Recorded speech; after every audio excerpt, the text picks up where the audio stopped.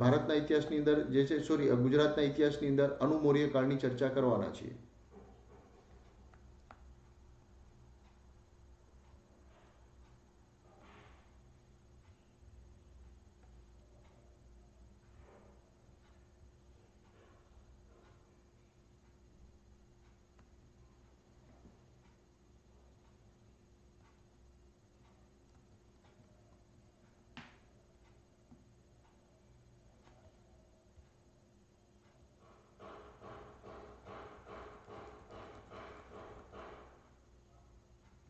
આજે કેમ પબ્લિક ઓછી છે? આજે કેમ લોકો ઓછા હોય એવું લાગે છે? ઘણા બધા.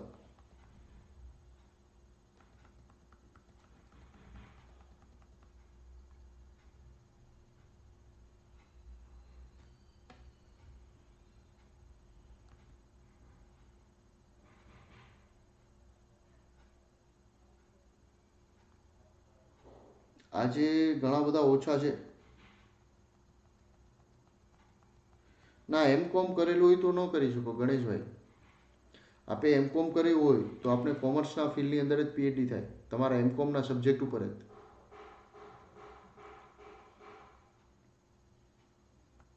આજે કેમ એવું લાગે છે કે સંખ્યા ઘણી બધી અનએક્સપેક્ટેડ ઓછી છે ભાઈ?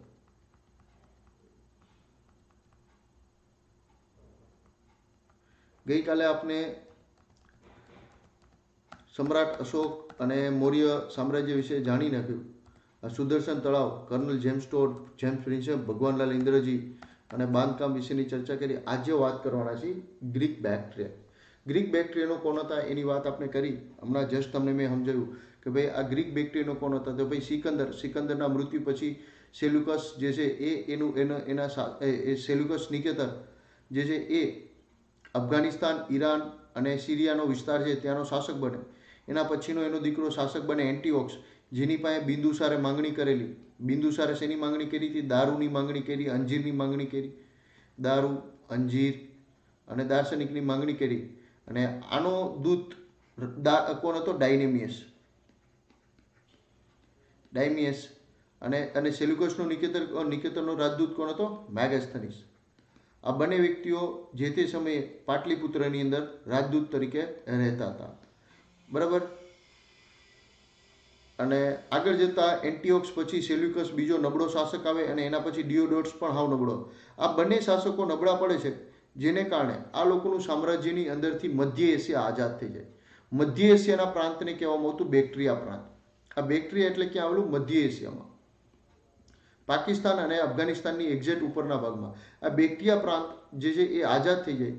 અને આ બેક્ટ્રિયા પ્રાંતની અંદર જે ગ્રીક સામંતો હતા એ પોતે સ્વતંત્ર શાસક બની જાય. આ વંશની સ્થાપના, આ અલગ રાજ્ય બેક્ટ્રિયા પ્રાંતની સ્થાપના કરનારો વ્યક્તિ યુથિડેમસ હતો. યુથિડેમસ. બરાબર. આ બાજુ ઈરાન પણ એના રાજ્યમાંથી આઝાદ થઈ જાય છે. ઈરાન એ સમયે પર્શિયા કહેવાતું. શું કહેવામાં આવતું? પર્શિયા. અને ત્યાંના લોકોને આ ગ્રીક લોકો ઈરાનને, આપણે કેમ ઈરાન અને ઈરાની લોકો કહી, એવી રીતના ગ્રીક લોકો ઈરાનને પર્શિયા કહેતા અને ત્યાંના લોકોને પર્શિયન્સ કહેતા. પર્શિયન્સ ઉપરથી અભ્રંશ થઈને પાર્થિયન્સ થઈ ગયું. પાર્થિયન્સ. અને આપને જે એને અભ્રંશ કરતા પહલવ કહી નાખ્યા. આપણે ઈરાનના લોકોને પહલવી લોકો કહેતા. બરાબર. અને આ પહલવ અથવા પહલવી લોકો આગળ જતા એ પણ ભારત ઉપર આક્રમણ કરે છે. અને આ પણ મૂળ લોકો ગ્રીક જ હતા. એ પણ આઝાદ થઈ જાય છે, ત્યાંનો સ્થાનિક ગ્રીક સુબો. બરાબર. આગળ જતા બેક્ટ્રિયા પ્રાંતવાળા જે છે એ ગુજરાત ઉપર આક્રમણ કરી અને કબજો કરી લે છે. અને એની પણ નાની એવી વાત કરી કે કોણ આવ્યું, કેવી રીતના આવ્યું. તો કે ભાઈ પહેલી વાર આપણે વાત કરી કે યુથિડેમસ નામનો વ્યક્તિ હતો, એ સત્તા કબજે કરી લે છે. બેક્ટ્રિયા પ્રાંતને શું કરે છે? સ્વતંત્ર કરે છે. આ યુથિડેમસની ઘરે એક દીકરો હતો, યુથિડેમસ બીજો. હવે જે છે આ યુથિડેમસના બે સેનાપતિ હતા. એકનું નામ ડેમેટ્રિયસ અને બીજાનું નામ હતું મિનાન્ડર. હવે જે છે આ મિનાન્ડર, યુથિડેમસ, ડેમેટ્રિયસ આ બધા લોકો બેક્ટ્રિયા પ્રાંતની તલવારો લઈને નીકળી જાય છે ભારત ઉપર કબજો કરવા માટે. ભારત ઉપર એ લોકો અલગ અલગ જે છે એ વિસ્તાર ઉપર એ કબજો કરે. ડેમેટ્રિયસ આવે છે અને અફઘાનિસ્તાનનો વિસ્તાર હતો જે એના મીન્સ કે કાબુલનો વિસ્તાર કબજો કરી લે, પંજાબ ને સિંધનો અમુક પ્રદેશ જે છે એ જીતી લે છે. બરાબર. ને આવી રીતના જે છે એ ભારતમાં એ પોતાની સત્તાની સ્થાપના કરે છે ડેમેટ્રિયસ. ડેમેટ્રિયસ જે છે એ આ વિસ્તાર પર કબજો કરે. હવે આ દરમિયાન આ યુથિડેમસ જે છે અફઘાનિસ્તાન સુધી પહોંચેલો હોય એ દરમિયાન એના રાજ્યમાં યુક્રેટાઇડસ નામનો વ્યક્તિ જે છે બળવો કરી દે છે. આ બળવો કરી દે છે એટલે ડેમેટ્રિયસ મૂળ જે રાજા હતો એ પોતાનું રાજ્ય બચાવવા માટે પાછો ફરી જાય.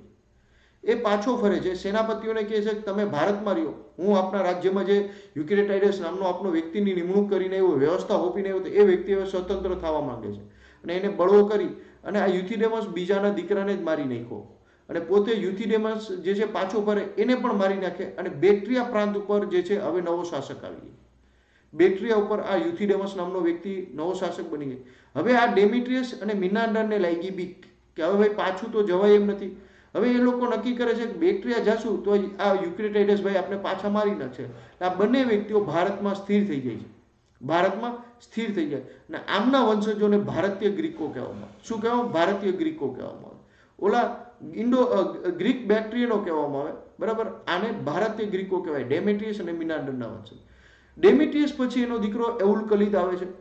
એઉલકલિદ નબળો શાસક હતો એટલે એને આગળ જતા એની હત્યા કરી અને મિનાન્ડર શાસક બની જાય છે. ડેમેટ્રિયસનું મૃત્યુ થઈ ગઈ પછી એનો દીકરો એઉલકલિદ આવે છે. એઉલકલિદ ખૂબ નબળો શાસક હતો એટલે એને હટાવી અને એની જગ્યાએ જે છે બીજો સેનાપતિ મિનાન્ડર એ પોતે શાસક બને. મિનાન્ડર ખૂબ પ્રસિદ્ધ પામે છે, સૌથી શક્તિશાળી આ વંશનો રાજા હતો જેને સાકલ એટલે જે તે સમયનું સિયાલકોટ પંજાબ પાકિસ્તાનની અંદર એને પોતાની રાજધાની બનાવી. હવે જેવો એ ભારત ઉપર આક્રમણ કરે છે અને પંજાબના વિસ્તારમાં હોય છે એ દરમિયાન એનો ભેટો નાગસેન નામના બૌદ્ધ સાધુ સાથે થઈ જાય છે. હવે જે છે એ નાગસેન એને ત્યાં મળે છે અને આ બંને વ્યક્તિઓ વચ્ચે જે છે મિનાન્ડરના રાજ દરબારની અંદર મિનાન્ડર ઉર્ફ મિલિંદભાઈ અને નાગસેન વચ્ચે વાર્તાલાપ થઈ જાય છે. શું થઈ જાય છે? વાર્તાલાપ થઈ જાય છે. અને એટલું યાદ રાખજો, આગળ વાત કરીએ. અપલદત્ત જે છે આ વંશનો છેલ્લો શાસક હતો. ગુજરાતમાં 3 શાસકોના સિક્કા મળેલા છે, એઉલકલિદ, મિનાન્ડર અને અપલદત્ત. આ ત્રણ રાજાઓના ગુજરાતમાં સિક્કાઓ મળેલા છે, કચ્છમાંથી અને સૌરાષ્ટ્રમાંથી. એટલું યાદ રાખજો. હવે આલો મિનાન્ડર જેવો ભારતમાં એન્ટ્રી મારે છે એટલે મીન્સ કે જેવો એ ભારતના પંજાબના વિસ્તારમાં કબજો કરવા માટે ત્યાં એનો ભેટો થઈ જાય છે કોની સાથે? બૌદ્ધ સાધુ નાગસેન સાથે. હવે મિનાન્ડરને જીવન અંગેના ઘણા બધા પ્રશ્નાર્થો હતા. જીવન શું છે, મૃત્યુ શું છે, આ બધા ઘણા બધા આમ કહેવાય ને કે આધ્યાત્મિક પ્રશ્નો હતા. એ પોતે પ્રશ્નો કરતો જાય છે અને દરેક પ્રશ્નનો જવાબ નાગસેન નામનો વિદ્વાન બૌદ્ધ સાધુને આપતો જાય છે. અંતમાં મિનાન્ડરનું જીવન એટલું બદલાઈ જાય, એટલો બધો એની માનસિકતા બદલી નાખે આ નાગસેન. જે કામ તલવારથી નહોતું થાય એમ એ એની બુદ્ધિથી અથવા એના શાસ્ત્રથી મિનાન્ડરનું મગજ ફેરવી દીધો અને મિનાન્ડર જે છે એ બૌદ્ધ ધર્મ સ્વીકારી લે છે. બૌદ્ધ ધર્મ સ્વીકારી લે છે.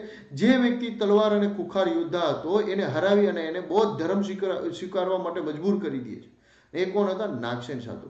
હવે આ બે વ્યક્તિ વચ્ચેનો પ્રશ્નાર્થ, આનો પ્રશ્નો, આના જવાબ અંગેનો એક બૌદ્ધ ધર્મનો ગ્રંથ લખાણો, એને કહેવાય મિલિંદ પન્હો. મિલિંદના પ્રશ્નો, જેનો અર્થ મિલિંદ પન્હો નામનો ગ્રંથ લખાણો. એ મિલિંદ પન્હો શબ્દનો અર્થ મિલિંદના પ્રશ્નો અને મિલિંદના પ્રશ્નોના જવાબ કોણ આપે છે? નાગસેન. આ જે છે એ પાલી ભાષાની અંદર લખાયેલો બૌદ્ધ ધર્મનો ગ્રંથ છે, બરાબર.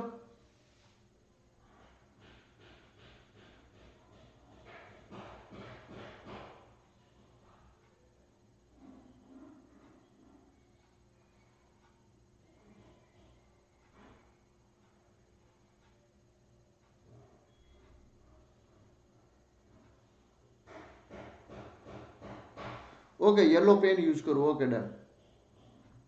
બટ એટલે તમારે આ મહત્વની યાદ રાખવાનું, મિલિંદ પન્હો કોની વચ્ચેના વાર્તાલાપની વાત છે? તો કે નાગસેન અને મિનાન્ડર. મિનાન્ડર કોણ હતો?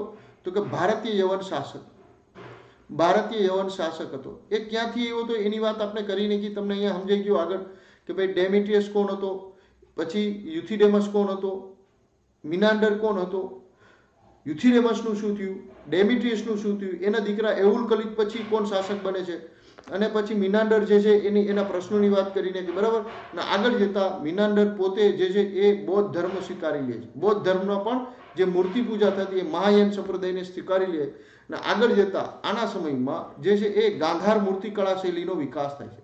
હવે તમે કહો સાહેબ ગાંધાર મૂર્તિકળાનો જે છે આના સમયમાં શું કામ વિકાસ થાય છે? તો તમને ખાસ કરીને યાદ દેવું કે ગ્રીક લોકો હતા એ મિનાન્ડર પછી બધા ગ્રીક લોકો બૌદ્ધ ધર્મ સ્વીકારે છે. અને ગ્રીક લોકો જે છે એ મૂર્તિ પૂજામાં વર્ષોથી માનતા હતા. ગ્રીક લોકો રોમન મૂર્તિ શૈલી પ્રમાણે એ લોકો પણ મૂર્તિ પૂજામાં માનતા હતા. હવે જેવા ભગવાન બુદ્ધને અથવા બૌદ્ધ ધર્મ સ્વીકાર્યો એટલે એ લોકો પણ મૂર્તિ બનાવવાની શરૂઆત કરી દે છે. અને ગ્રીકોના પ્રભાવને કારણે જે છે એ મૂર્તિ પૂજાની શરૂઆત થઈ છે બૌદ્ધ ધર્મમાં. અને ગાંધાર મૂર્તિકળા શૈલીનો શરૂઆત થઈ. વિકાસ નથી, પૂર્ણ રૂપે નહીં, પરંતુ એની શરૂઆત થાય છે. કેમ તો કે આ ગ્રીક લોકો પોતાના સૂર્ય દેવતા, એટલે આપણે જેને સૂર્ય દેવતા કહે એ લોકો એને એપોલો દેવતા કહે. એપોલો અન્ય એના દેવતાઓને મૂર્તિ રૂપે પૂજતા હતા, મંદિરો બનાવી. સેમ વસ્તુ જે છે એ આ લોકોને ત્યાંથી પણ શરૂ થઈ ગઈ. ક્લિયર? એટલે આવી રીતના મૂર્તિકળાની શરૂઆત થઈ છે. ક્લિયર? જો અહીંયા બેક્ટ્રિયા પ્રાંત છે, જો આ રીત, બરાબર. અને અહીંયા સુધી એલેક્ઝાન્ડર આવેલો. એલેક્ઝાન્ડરે નહોતો કબજો કર્યો એ વિસ્તાર ઉપર પણ આ લોકો કબજો કરી લે છે. અને આગળ જતા ગુજરાત ઉપર પણ એ લોકો કબજો કરે છે. જો આ ડાર્ક વિસ્તાર દેખાય છે એ અહીંયા સુધી, અને ઉત્તર ભારતમાં પણ આ મોટો એવો વિસ્તાર ઉપર અહીંયા સુધી એ ગ્રીક લોકો પહોંચી જાય છે. બરાબર. અહીંયા ઉપરના બાજુમાં પાકિસ્તાન, કાશ્મીર, પંજાબ, હરિયાણા અને અહીંયા સુધી પહોંચે. જ્યારે બાકીના આ વિસ્તારની અંદર પેલા શૃંગ વંશના શાસકોનું શાસન હતું, શૃંગોનું. ક્લિયર? આ મૂળ બેક્ટ્રિયા પ્રાંત અવળો હતો, મીન્સ કે જે સેલ્યુકસનું સામ્રાજ્ય હતું એ ખૂબ મોટું હતું. એમાંથી ધીમે ધીમે બેક્ટ્રિયા અને આ જે છે એ ઈરાનનો ભાગ છે એમાંથી આઝાદ થઈ જાય છે. ક્લિયર? આટલું સમજાઈ ગયું? આપણે ખાલી આટલું જ યાદ રાખવાનું છે કે ગુજરાતમાંથી કોના સિક્કાઓ મળ્યા છે. તો તમારે આ વસ્તુ યાદ રાખવાનું: અપલદત, મિનાન્ડર અને એઉલકલિત. ડેમિટિયસ, જેને છે ભારતમાં ગ્રીક બેક્ટ્રિયનોની સ્થાપના કરેલી, એટલું યાદ રાખજો. ડેમિટિયસ પહેલો શાસક હતો ભારતીય યવનોનો. અને ત્યારબાદ મિનાન્ડર મહત્વનો શાસક, મિલિંદપનો, નાગસેન, સિયાલકોટ એની રાજધાની હતી, સિયાલકોટ. મિનાન્ડર, સિયાલકોટ. ક્લિયર? અને ત્યાર પછી મિનાન્ડરની બીજી એક અન્ય બાબત તમે યાદ રાખજો, ગાંધાર મૂર્તિકળા શૈલીની શરૂઆત. ત્યાર પછી તમારે આવે શકછત્રપ આવશે. શકછત્રપ. શકછત્રપો કોણ હતા એની ચર્ચા કરીએ. ક્લિયર? અહીંયા લગીને બધાને સમજાઈ ગયું? કયા 3 શાસકોના સિક્કાઓ મળ્યા હતા? એઉલકલિત. ગુજરાતમાંથી કયા 3 શાસકોના સિક્કાઓ મળ્યા? એઉલકલિત, મિનાન્ડર અને અપલદન. આ 3ના સિક્કાઓ મળ્યા. તમારે બીજી મહત્વની બાબત એ યાદ રાખવાની, મિલિંદપનો. મિલિંદના પ્રશ્નો કોની બે વચ્ચેની વાત હતી? તો કે મિનાન્ડર અથવા મિલિંદ અને નાગસેન. ચોથું આ પોઈન્ટની અંદર તમારે યાદ રાખવાનું છે ગાંધાર મૂર્તિકળા. પછી તમારે યાદ રાખવાનું છે ગાંધાર મૂર્તિકળા, મિલિંદપનો અને સિયાલકોટ એની રાજધાની હતી, સાકલ અથવા સિયાલકોટ. આટલા કીવર્ડ્સ તમને યાદ રહેવા જોઈએ ગુજરાતના જે છે એ ક્ષેત્રકોમાં. બીજું તમારા જાણ ખાતર કહી દઉં, આ મિનાન્ડર જે છે એને કોને હરાવ્યો હતો? આ મિનાન્ડર રહ્યો ને એને પુષ્યમિત્ર શૃંગને હરાવી દીધો હતો. પુષ્યમિત્ર શૃંગ જે હતો ને અને યુદ્ધ મેદાનમાં એને મારી નાખે છે. કોણ? મિનાન્ડર. બરાબર. બીજું આગળ જતા મિનાન્ડરની સામે, મિનાન્ડરને હરાવવાનું એની સામે બદલો લે છે કોણ? વસુમિત્ર. વસુમિત્ર આવે છે આપણે પાટલીપુત્રથી, ગુજરાત ઉપર પણ કબજો કરી લે છે. વચ્ચેના થોડાક સમય માટે ગુજરાત ઉપર કબજો વસુમિત્ર કરી લે શૃંગવંશનો. અને એ મિનાન્ડરને સિંધુ નદીના કિનારે હરાવી અને એના પરદાદાની હત્યાનો બદલો લઈ લે છે.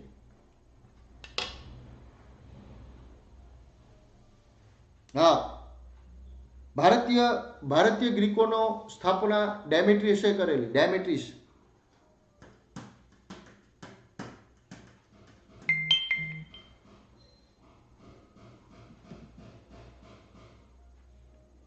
ગણેશભાઈ પાડવી, મારા વાલા ગણેશભાઈ પાડવી, આપણે ભણવાનું કામ કરીએ, આપણે ભણવાનું કામ કરીએ.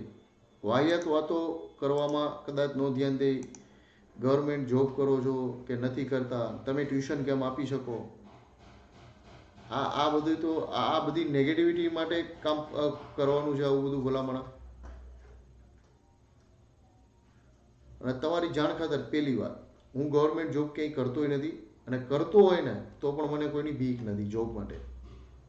આવું નેગેટિવ વાતો અહીંયા આવીને કરવી, એક તો મફત ભણવું, મફત આવું મસ્ત કન્ટેન્ટ મેળવવું, પાછા આવા કોમેન્ટો કરવી, ગવર્મેન્ટ જોબ કરો છો તમે. અમે અમારા પપ્પાની જોબ એ અમને નથી કહી શકતા, અમુક બાબતો ખોટા હોય તો કહેવાનું. એટલે આવી બધી વાતો ભલામણા કરવાની જ નહીં અહીંયા આવીને કોઈ. જે મેળવો છો એ ખૂબ સારું મેળવો છો, એનો પૂર્ણતઃ લાભ લ્યો.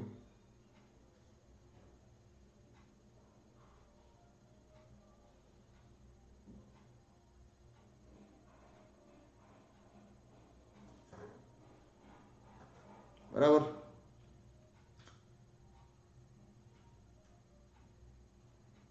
ઓકે, આગળ વધીએ મિત્રો. આગળ વધીએ આપણે મિત્રો.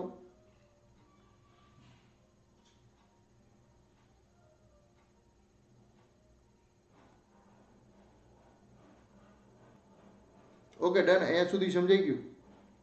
કોઈને કંઈક ક્વેરી હોય તો કયો, નકર આપણે આગળ વાત કરીએ.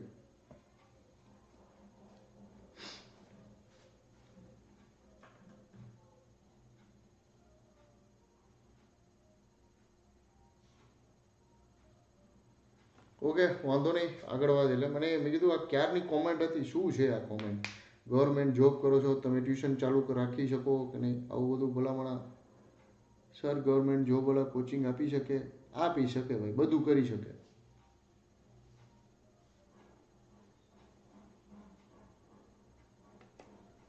ઓકે, સતછત્રપ કાળની વાત કરીએ. હવે ઇન્ડો ગ્રીક પછી જે છે, ઇન્ડો ગ્રીકનું શાસન હતું ભારતમાં, અને ત્યારબાદ જે છે ઇન્ડો ગ્રીકની અંદર અપલદત્ત આવે. અપલદત્ત પછીના સમયમાં જે છે એના પછીના શાસકો ખૂબ નબળા શાસકો હોય. ગુજરાત જે છે એની અંદર ડામાડોળ જેવી સ્થિતિ હોય છે. હવે ગુજરાતમાં જ્યારે જે છે એ ગ્રીક ઇન્ડો ગ્રીકોનું શાસન નબળું પડે છે, ત્યારે આ ગુજરાતની અંદર શું ઘટનાઓ ઘટે એની પણ વાત કરીએ નાની.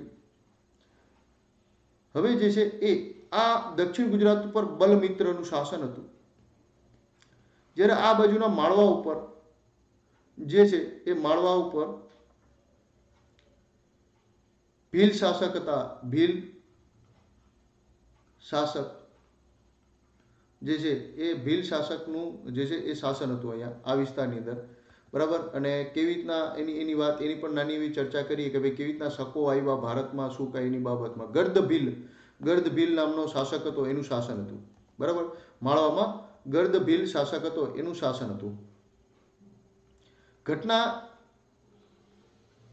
એવી ઘટે છે કે આ બલમિત્રનો નજીકનો સગો, અને આમ તો એવું કહી શકીએ કે એનું નામ હતું કલ્કાચાર્ય, જે જૈન સાધુ બની ગયો. બલમિત્રનો કઝિન બ્રધર હતો, અને એ જૈન સાધુ બની ગયો. એ અને એની બહેન બંને જૈન ધર્મ સ્વીકારી લીધેલો, અને બલમિત્રનો નજીકનો સગો હતો. હવે આ ગર્દભીલ નામનો શાસક હતો, એ ખૂબ શક્તિશાળી હતો, અને એના રાજ્યની અંદર કલ્કાચાર્ય અને એની બેન જે જૈન ધર્મના સાધુઓ એ સતત એનું વિચરણ ચાલુ હોય, એક વિસ્તારમાંથી બીજા વિસ્તારમાં પ્રવાસ કરતા હોય. આ ગર્દભીલ નામનો ભીલ શાસક જ્યારે આ કલ્કાચાર્યની બહેન સરસ્વતીને જોઈ જાય છે, એટલે એને ઉપાડી જાય છે. એને પરાણે એક સાધ્વી સ્ત્રીને આ વ્યક્તિ ઉપાડી જાય છે. એટલે કલ્કાચાર્ય એને કહે છે કે ભાઈ તું આ સમજ, આ સાધ્વી છે થઈ ગયેલી છે, અને એ તારી રાણી નહીં બને. સરસ્વતી જે છે એ તારી રાણી નહીં બની શકે.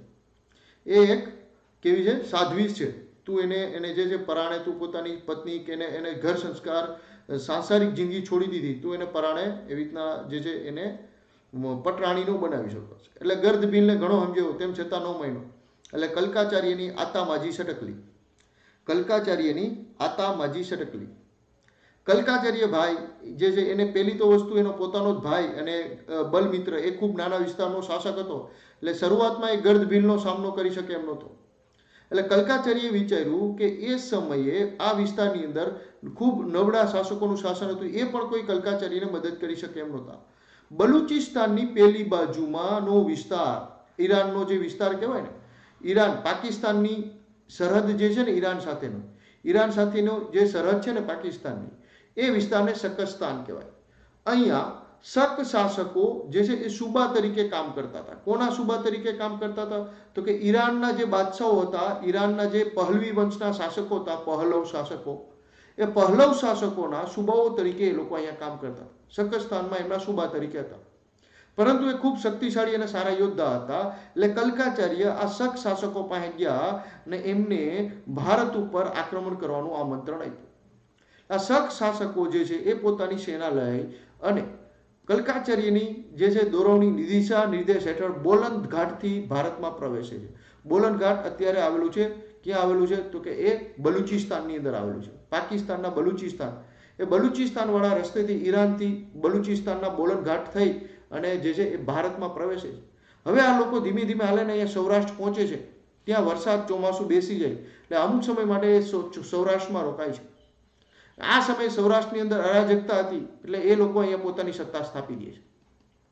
ગુજરાતમાં કોઈ નબળા શાસકો હતા, એ બધાને હરાવી અને પોતાની સત્તા કચ્છ ગુજરાતમાં બધે સ્થાપી દીધી.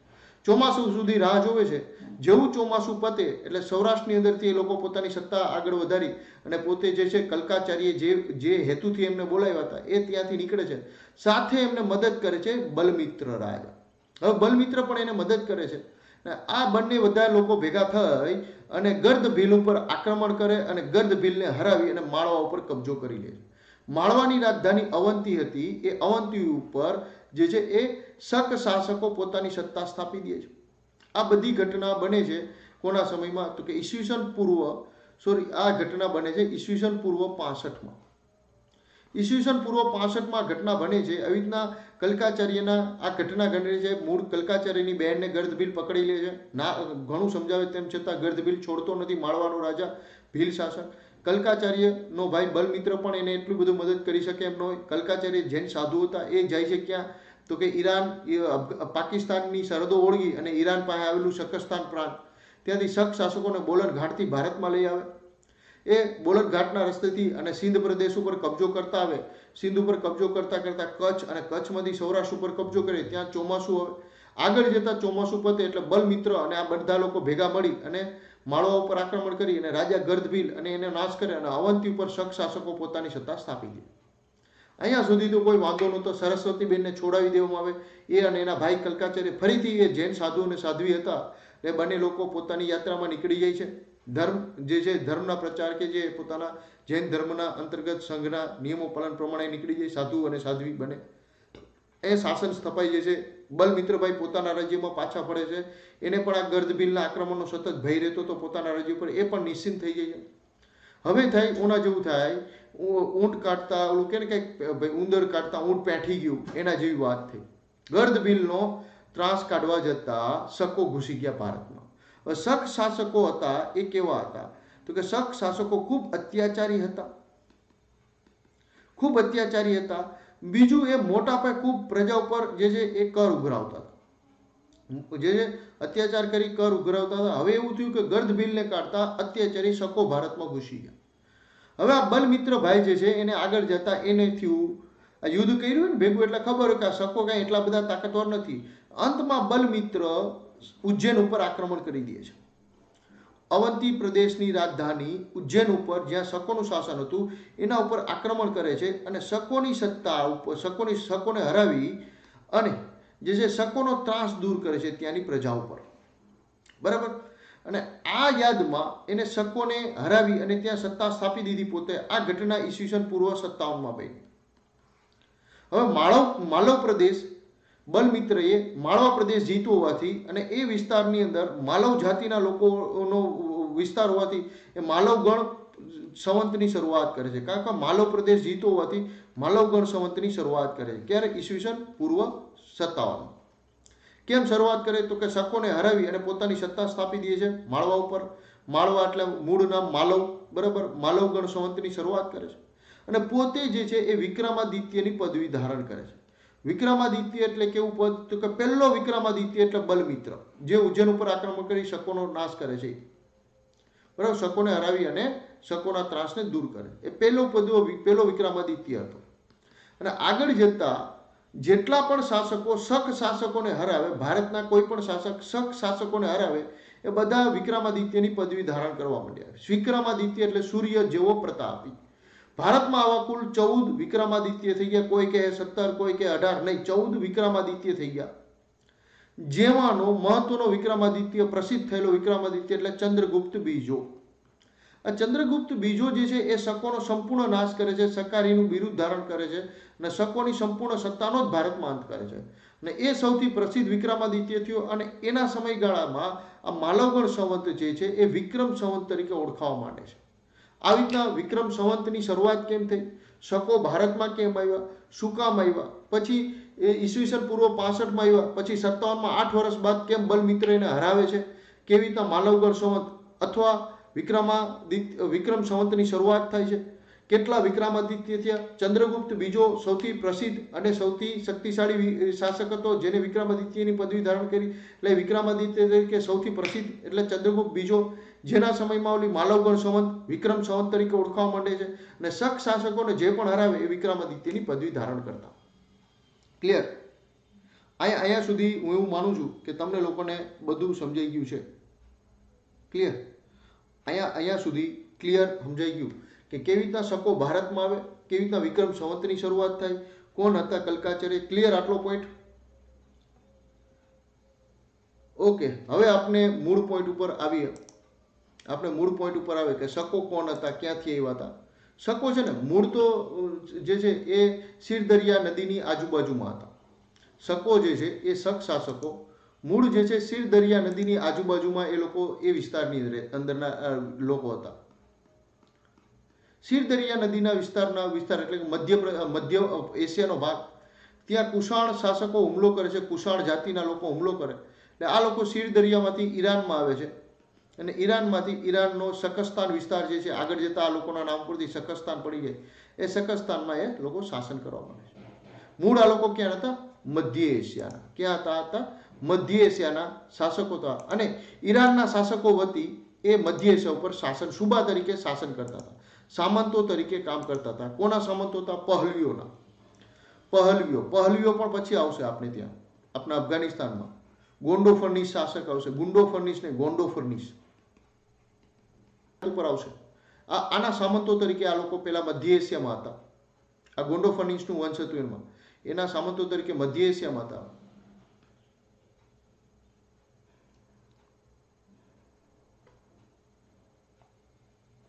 બરાબર?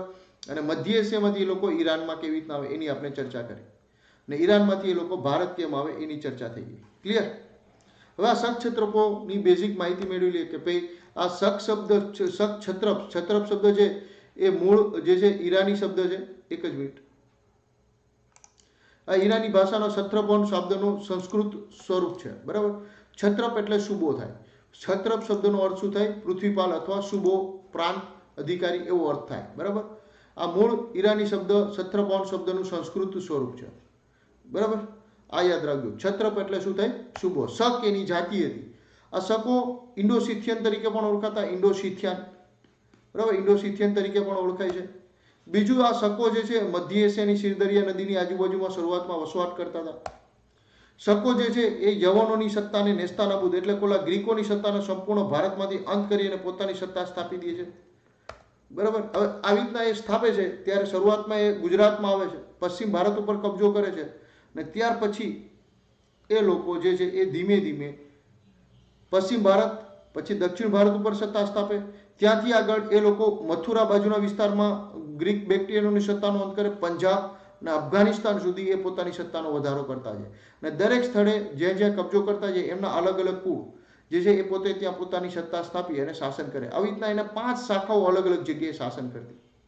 બરાબર? આની ત્યાં ભારતમાં સામંત પ્રથા આ લોકો લાવ્યા હતા. સામંત પ્રથા. હવે એક જ પરિવારના લોકો હોય અલગ અલગ તો એની વચ્ચે ભાગ પડે, એની અંતર્ગત આ જ લોકો અલગ અલગ ભાગ પડતા ગયા. એની અંદર જેમ જેમ વિસ્તાર જીતતા ગયા એ વિસ્તારમાં પોતાના જ અન્ય લોકોની ત્યાં સત્તા સ્થાપી ગઈ. સમયગાળા દરમિયાન રહ્યું હતું. અને આ શક ક્ષત્રપો સૌથી વધારે પ્રખ્યાત થાય છે. ક્લિયર? 5 શાખાઓની અંદર શકો જે છે એ સુબાઓ જે છે ક્ષત્રપ તરીકે ઓળખાતા. પશ્ચિમ ભારતમાં જે છે શકો 4th સદી ઈસવીસન 4th સદી સુધી શાસન કર્યું.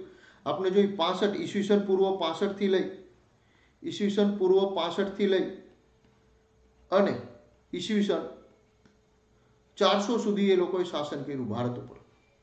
આટલા વર્ષો સુધી એ લોકોએ ભારત ઉપર શાસન કરેલું, બરાબર. બીજું જૈન ધર્મ, ગર્દભીલ, કલ્કાચાર્યની વાત કરી, એની પણ આપણે ચર્ચા કરી નાખી શક ક્ષત્રપોમાં. ક્લિયર. શકોના મહત્વના તક્ષશિલાનો રાજા મેહુલ અને રોજાસ, મેહુલ અને ઓજસ, બરાબર. આ જે છે એ તક્ષશિલાના મહત્વના શક્તિશાળી રાજા થઈ જાય છે, મેઉસ અને ઓજસ.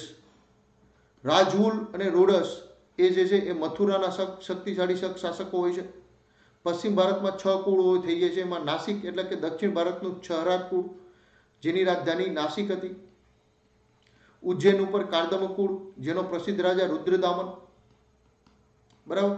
આવી રીતના ઘણા બધા અલગ અલગ એ લોકોના શાસકો થઈ જાય છે અને શાસન કરે. જેમાં સૌથી પ્રખ્યાત એટલે કયું? ઉજ્જૈનનું કાર્દમક કુળ. હવે આપણે જોઈ નાખ્યું કે ભાઈ શકો જે છે એના વિસ્તાર ઉપર ધીમે ધીમે જો અહીંયા કુશાણો કબજો કરી લે છે. એને લોકોને મધ્ય એશિયામાંથી પણ કુશાણો જ ભગાડ્યા હતા અને ભારતમાં પણ એનો ઘણો ખરો વિસ્તાર કુશાણો જ કબજો કરી રહ્યા છે. ક્લિયર. આ પાર્થિયા, આ કુશાણોનું શાસન. અહીંયા પછી ભારતમાં શકોનું શાસન, જ્યારે આ બાજુ દક્ષિણમાં સાતવાહન શાસકોનું શાસન, અને અહીંયા વિસ્તારમાં જે તે સમયે ગુપ્તોનું શાસન હાલતું હતું. ધીમે ધીમે ગુપ્તો પોતે જે છે એ પોતે આ કુશાણોને હરાવી એની સત્તા કબજે કરી લે, સાતવાહનોની સત્તા કબજે કરી લે છે અને પોતે ગુપ્ત સામ્રાજ્યની સ્થાપના થાય છે. એની આપણે ચર્ચા આગળ કરીશું. ક્લિયર.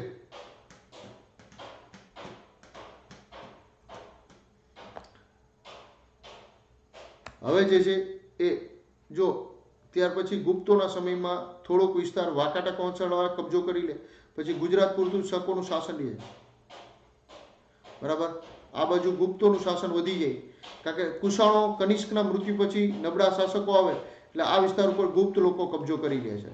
સાતવાહનોનું સત્તા નબળી પડે એટલે ત્યાં વાકાટક વંશની સત્તાની સ્થાપના થઈ જાય. સાતવાહનો નબળા પડી જાય, બરાબર. એના દક્ષિણમાં પલ્લવો કબજો કરી લે. સાતવાહનોનો અડધો વિસ્તાર પલ્લવો લઈ લે, બાકીનો વાકાટક લઈ લે. આ બાજુ કલિંગવાળા પણ એ વિસ્તાર કબજો કરી લે એટલે સાતવાહન વંશનો નબળું પડે. પશ્ચિમ ભારતમાં કદમ વંશ આવી જાય નીચે, અને આવી રીતના જે છે એ નવા સામ્રાજ્યો ઉદ્ભવ થતા રહે છે. અને શક ક્ષત્રપો જે છે એ ગુજરાતના આટલા વિસ્તારો પર તો જે છે એ લોકોનું શાસન ચાલુ રહે છે, બરાબર. આ તમને આટલું સમજાઈ ગયું છે. તો આપણે વાત કરીએ એના પછી અલગ અલગ મહત્વની વાત. ઇન્ડોનેશિયાના જાવા ઉપર ગુજરાતના એક રાજકુમારે પોતાની સત્તા સ્થાપેલી. જાવા અથવા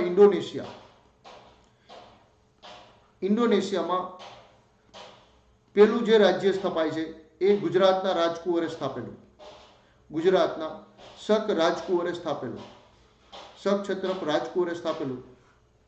એનું નામ અજીસેન હતું. અજીસેન શક ક્ષત્રપ, બરાબર. અજીસેન શક ક્ષત્રપ હતો. આ વ્યક્તિએ શક સંવંતની શરૂઆત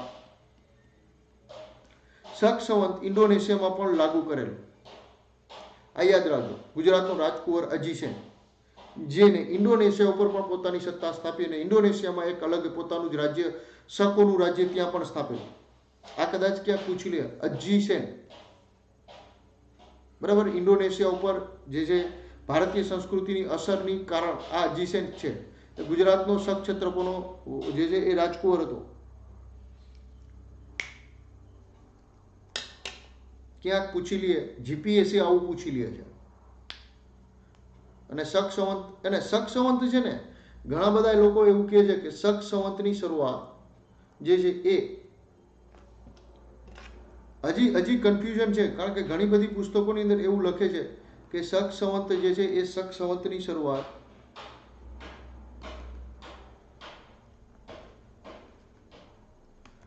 શક સંવંતની શરૂઆત કનિષ્ક કરે છે ઈસવીસન 78માં. પરંતુ કનિષ્ક જે છે એ શક સંવંતની જે શરૂઆત કરે છે એને બાબતે શંકાસ છે ઇતિહાસકારોને હજી પણ, કારણ કે કનિષ્ક પોતે કુશાણ વંશનો હોવાથી શક સંવંત કઈ રીતે ચાલુ કરે. ક્લિયર. એ બાબતે ઘણા બધા ઇતિહાસકારો એવું કહે છે કે આ માઉસ નામનો જે રાજા હતો ને, માઉસ, તક્ષશિલાનો રાજા માઉસ, એને શક સંવંતની શરૂઆત કરી હતી અને એ શક સંવંત કનિષ્કના સમયમાં ખૂબ પ્રખ્યાત પામે છે. જ્યારે કનિષ્ક તક્ષશિલા ઉપર કબજો કરે છે ત્યારે આ સંવંત ખૂબ પ્રસિદ્ધ હતી અને મેઉસના સમયની દરમિયાનની જે આ જતી જે શક સંવંત એને જ કનિષ્ક પોતે અપનાવી લે છે અને પ્રસિદ્ધ પામે એવું પણ કહેવામાં આવે છે.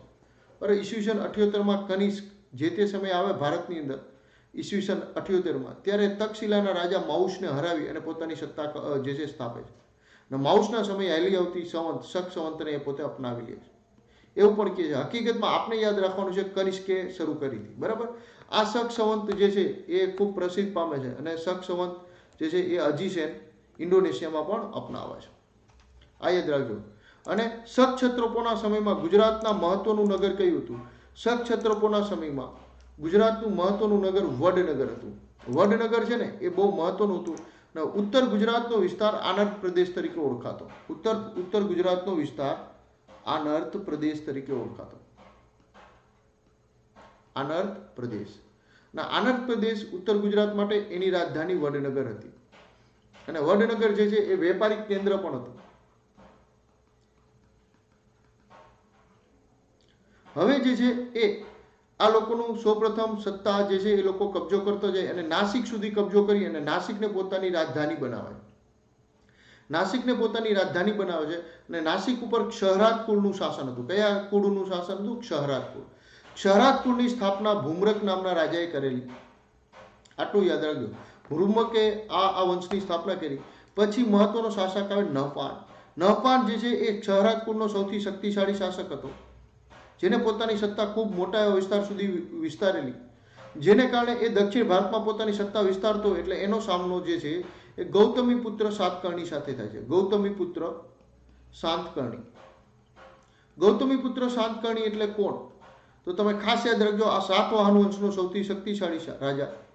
આ બંને રાજાઓ વચ્ચે યુદ્ધ થાય છે, જેની અંદર ગૌતમી પુત્ર સાતકર્ણી યુદ્ધમાં જીતે છે. નહપાનને યુદ્ધ મેદાનમાં મારી અને સૌરાષ્ટ્ર ઉપર અને ગુજરાત ઉપર ગૌતમી પુત્ર સાતકર્ણીનું શાસન આવી જાય છે અને આ વંશનો અંત થઈ જાય છે. પરંતુ એક વસ્તુ અન્ય પણ યાદ રાખવાની છે. નહપાનના સમયમાં ભરૂચ બંદરનો ખૂબ મોટો વિકાસ થાય છે અને ભરૂચ બંદર જે છે એનો વિકાસનું સૌથી વધારે શ્રેય નહપાનને આપવામાં આવે છે. ટોલેમી વિદેશ યાત્રી આના સમયમાં ગુજરાતના મુલાકાત હતું, ગુજરાત ઉપર નહપાનનું શાસન હતું ત્યારે જ આવે છે ટોલેમી. ભરૂચ બંદર પણ મહત્વનું વેપારિક કેન્દ્ર પણ હતું, એ પણ યાદ રાખજો, બરાબર. ટોલેમી આ સમયમાં આવે છે, નહપાનના સમયમાં, એ પણ યાદ રાખજો. અને નહપાન જે છે એનો અંત ગૌતમી પુત્ર સાતકર્ણી સાતવાહન વંશનો રાજા કરે અને ગુજરાતમાં નહપાનના મૃત્યુ પછી સાતવાહન વંશનું શાસન હોય છે. સાતવાહન વંશનું શાસન હોય છે. પરંતુ સાતવાહન વંશનું શાસન હોય એ જ દરમિયાન આગળ જતા ઉજ્જૈન ઉપર એક નવા કુળની સત્તાની સ્થાપના થાય છે ને એ જે છે એ કાર્દમક કુળ હતું. કાર્દમક કુળની સ્થાપના ચષ્ટાન નામના રાજાએ કરેલી. આ પણ શકોનું જે કુળ હતું. ચષ્ટાન નામના વ્યક્તિએ કાર્દમક કુળની સ્થાપના કરી અને ઉજ્જૈન ઉપર પોતાની સત્તા સ્થાપેલી. અને આ ચષ્ટાન જે છે એનો પૌત્ર, એનો દીકરો જયદામા અને જયદામાનો દીકરો રુદ્રદામા. આ રુદ્રદામન ખૂબ શક્તિશાળી રાજા બને. તરત જ સાતવાહન વંશના રાજાઓ એ સમયે ગૌતમી પુત્ર સાતકર્ણીનો દીકરો વશિષ્ઠ પુત્ર પુલવામી હતો. વશિષ્ઠ પુત્ર પુલવામી નામનો ગૌતમી પુત્ર સાતકર્ણીનો દીકરો હોય છે, જેને 2 વખત આ રુદ્રદામન હરાવી દે છે. યુદ્ધ મેદાનમાં 2 વખત હરાવે.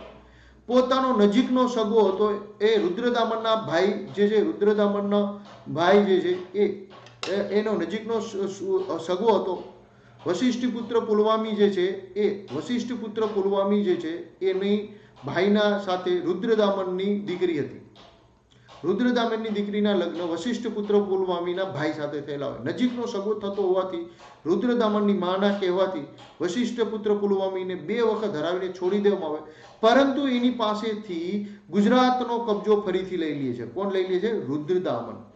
આવી રીતના શકોની સત્તા ફરીથી ગુજરાતમાં આવી જાય છે. ક્લિયર? ગુજરાતમાં ફરીથી સત્તા કોની આવી જાય? કાર્દમક કુળની. ક્લિયર? આ તમને સમજાઈ ગયું હશે. આગળનો પોઈન્ટ પણ આપણે ચર્ચા કરી.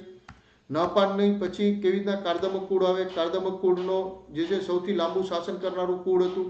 226 વર્ષ સુધી આને આ કુળે શાસન કર્યું. પશ્ચિમી ક્ષેત્રમાં લાંબુ શાસન કરનારું હતું. નાના મોટા જે છે 206 રાજાઓએ 226 વર્ષ સુધી આ કુળના રાજાઓએ શાસન કરેલું. બરાબર, એ યાદ રાખજો. આ વંશનો સ્થાપક રાજા ચષ્ટાન હતો. ચષ્ટાન પછી જયદામા આવે. જયદામા પછી આવે રુદ્રદામન. બડી લાખાની મેળી, જુનાગઢની અંદર આવેલી બડી લાખાની મેળી, બડી લાખાની મેળી અથવા બોરિયા ખંડનો સ્તૂપ, એ જે છે એ ચષ્ટાને અને એના દીકરા જયદામાએ બનાવેલો હતો.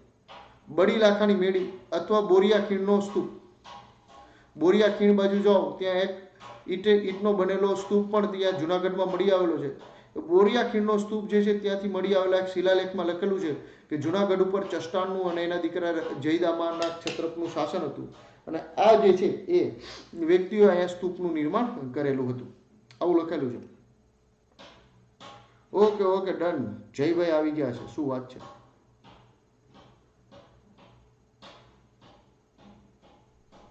ક્લિયર? એટલે ચષ્ટાન વિશે તમારે આટલું લખવાનું. બડી લાખાની મેળી અથવા બોરિયા ખીણનો સ્તૂપ કોને બનાવ્યો હતો? ચષ્ટાન. ચષ્ટાન કોણ હતો? કાર્દમક કુળનો સ્થાપક. કાર્દમક કુળ કયું હતું? કે શહરાત કુળ પછી ઉજ્જૈનમાં પોતાની નવી શક સત્તાની સ્થાપના કરનાર આ કુળ હતું, ઉજ્જૈનમાં, અવંતીમાં. બરાબર?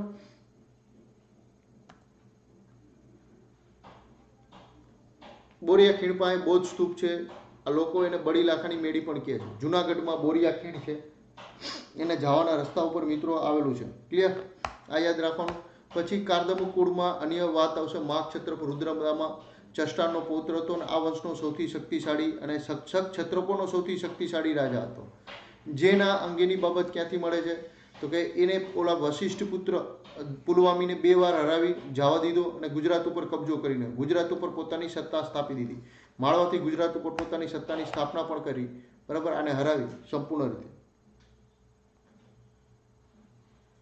ક્લિયર?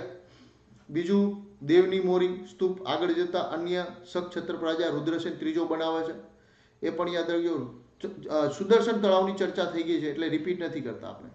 સુદર્શન તળાવની ચર્ચા આપણે થઈ ગયેલી છે એટલે અહીંયા રિપીટ નથી કરતા. રુદ્રદામાને બનાવેલું જુનાગઢની અંદર જે છે સુદર્શન તળાવનું રિપેરિંગ કામ કરાવ્યું અને રિપેરિંગ કામ એના સુવિશાખે કરાવેલું, એને આપણે ચર્ચા થઈ ગયેલી છે. અને આ બાબત રિપેરિંગનું કામ જે છે એ સુદર્શન તળાવનું સંસ્કૃત ભાષા અને બ્રાહ્મી લિપિમાં લખાયેલું છે. ક્લિયર? અને દેવની મોરી સ્તૂપ અન્ય એક સ્તૂપ છે, એ બૌદ્ધ સ્તૂપનું નિર્માણ રુદ્રસેન ત્રીજાએ કરાવેલું. બીજું, શક ક્ષત્રપ શાસકો બૌદ્ધ ધર્મને પાળતા હતા. શક શાસકો બૌદ્ધ ધર્મને પાળતા હતા. ના શકોની સાથે આવેલી એક જાતિ એટલે ગુર્જર જાતિ. આ ગુર્જર જાતિ શકોની સાથે આવેલી જાતિ હતી જે ઉત્તર ગુજરાત અને દક્ષિણ રાજસ્થાનની અંદર વસી જાય છે, જેના ઉપરથી આગળ જતા ગુજરાત શબ્દ આવે છે. આ ગુર્જર જાતિ મૂળ કોની સાથે આવેલી હતી? શકોની સાથે આવેલી એક જાતિ હતી. ક્લિયર? દેવની મોડી હાલમાં ક્યાં આવેલું છે? અરવલ્લી શામળાજી નજીક આવેલું છે આ સ્થળ. ક્લિયર? અહીંયા સુધી આપણે ચર્ચા કરી નાખી. અને દેવના મોરીના બુદ્ધના અવશેષો અત્યારે સયાજીરાવ યુનિવર્સિટીની અંદર છે. બીજું, દેવની મોરીને સ્થાનિક લોકો ભોજરાજાનો ટેકરો પણ કહે છે. આ તમને બેઝિક યાદ રાખજો. દેવની મોરી, ભોજરાજાનો ટેકરો. ક્લિયર? હવે આપણે વાત કરશું શકોનો નાશ કઈ રીતે થાય છે એની વાત કરશું. બરાબર? શકોનો નાશ કઈ રીતે થાય છે એની ચર્ચા કરશું. શકોનો સંપૂર્ણ અંત ગુજરાતમાં કેવી રીતના થાય છે એની સત્તાનો એની વાત કરશું. હવે જે વાત આખી આ ઘટનાની જેની વાત હું તમને કરું છું એ વિશાખા દત્ત નામના વિદ્વાન, જે તમારી બાજુમાં ચિત્ર છે, આ વિશાખા દત્ત નામના વિદ્વાને લખેલું એક નાટક દેવીચંદ્ર ગુપ્તમની અંદર આખી ઘટના લખેલી છે. દેવીચંદ્ર ગુપ્તમ. આ દેવીચંદ્ર ગુપ્તમમાં લખાય છે કે સમુદ્રગુપ્તના મૃત્યુ પછી ના ભાઈ, મારી પાસે કોઈ ટ્રીક નથી, મારી પાસે કોન્સેપ્ટ છે. નામ છે એ વારંવાર રિવિઝન કરવું પડે તો યાદ રહે. બરાબર? અને આવું પૂછાય છે. શું કોઈ શોર્ટકટ હોતી નથી ક્યાંય. તમારે લાંબા રસ્તાથી જ બધું યાદ રાખવું પડે. પછી લાંબા રસ્તેથી પછી જાઓ ને પછી તમને ઓટોમેટિક શોર્ટકટ યાદ રહેવા માટે. એટલે લોંગ વેથી જ યાદ રાખવું પડે તમારે. રવિન્દ્રભાઈ, ઓકે. હવે જે છે દેવીચંદ્ર ગુપ્તમ નામના નાટકની અંદર વિશાખા દત્ત લખે છે કે ભાઈ સમુદ્રગુપ્તના મૃત્યુ પછી એનો વારસદાર રામગુપ્ત હોય છે. કોણ હોય છે? રામગુપ્ત. આ રામગુપ્ત જે છે એ ખૂબ નબળો શાસક હતો.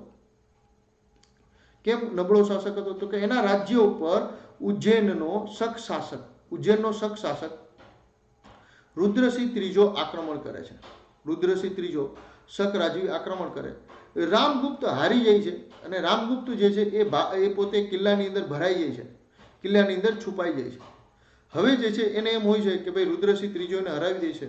અંતમાં રુદ્રસિંહ ત્રીજો એને એક ઓફર મોકલે છે કે ભાઈ હું તને છોડી દઈશ, પરંતુ એક શરત, તારું સઘળું ધન અને એની સાથે તારી પત્ની ધ્રુવસ્વામિની દેવી મને સોંપી દે. ધ્રુવસ્વામિની દેવી મને સોંપી દે તો હું તને જવા દઈશ.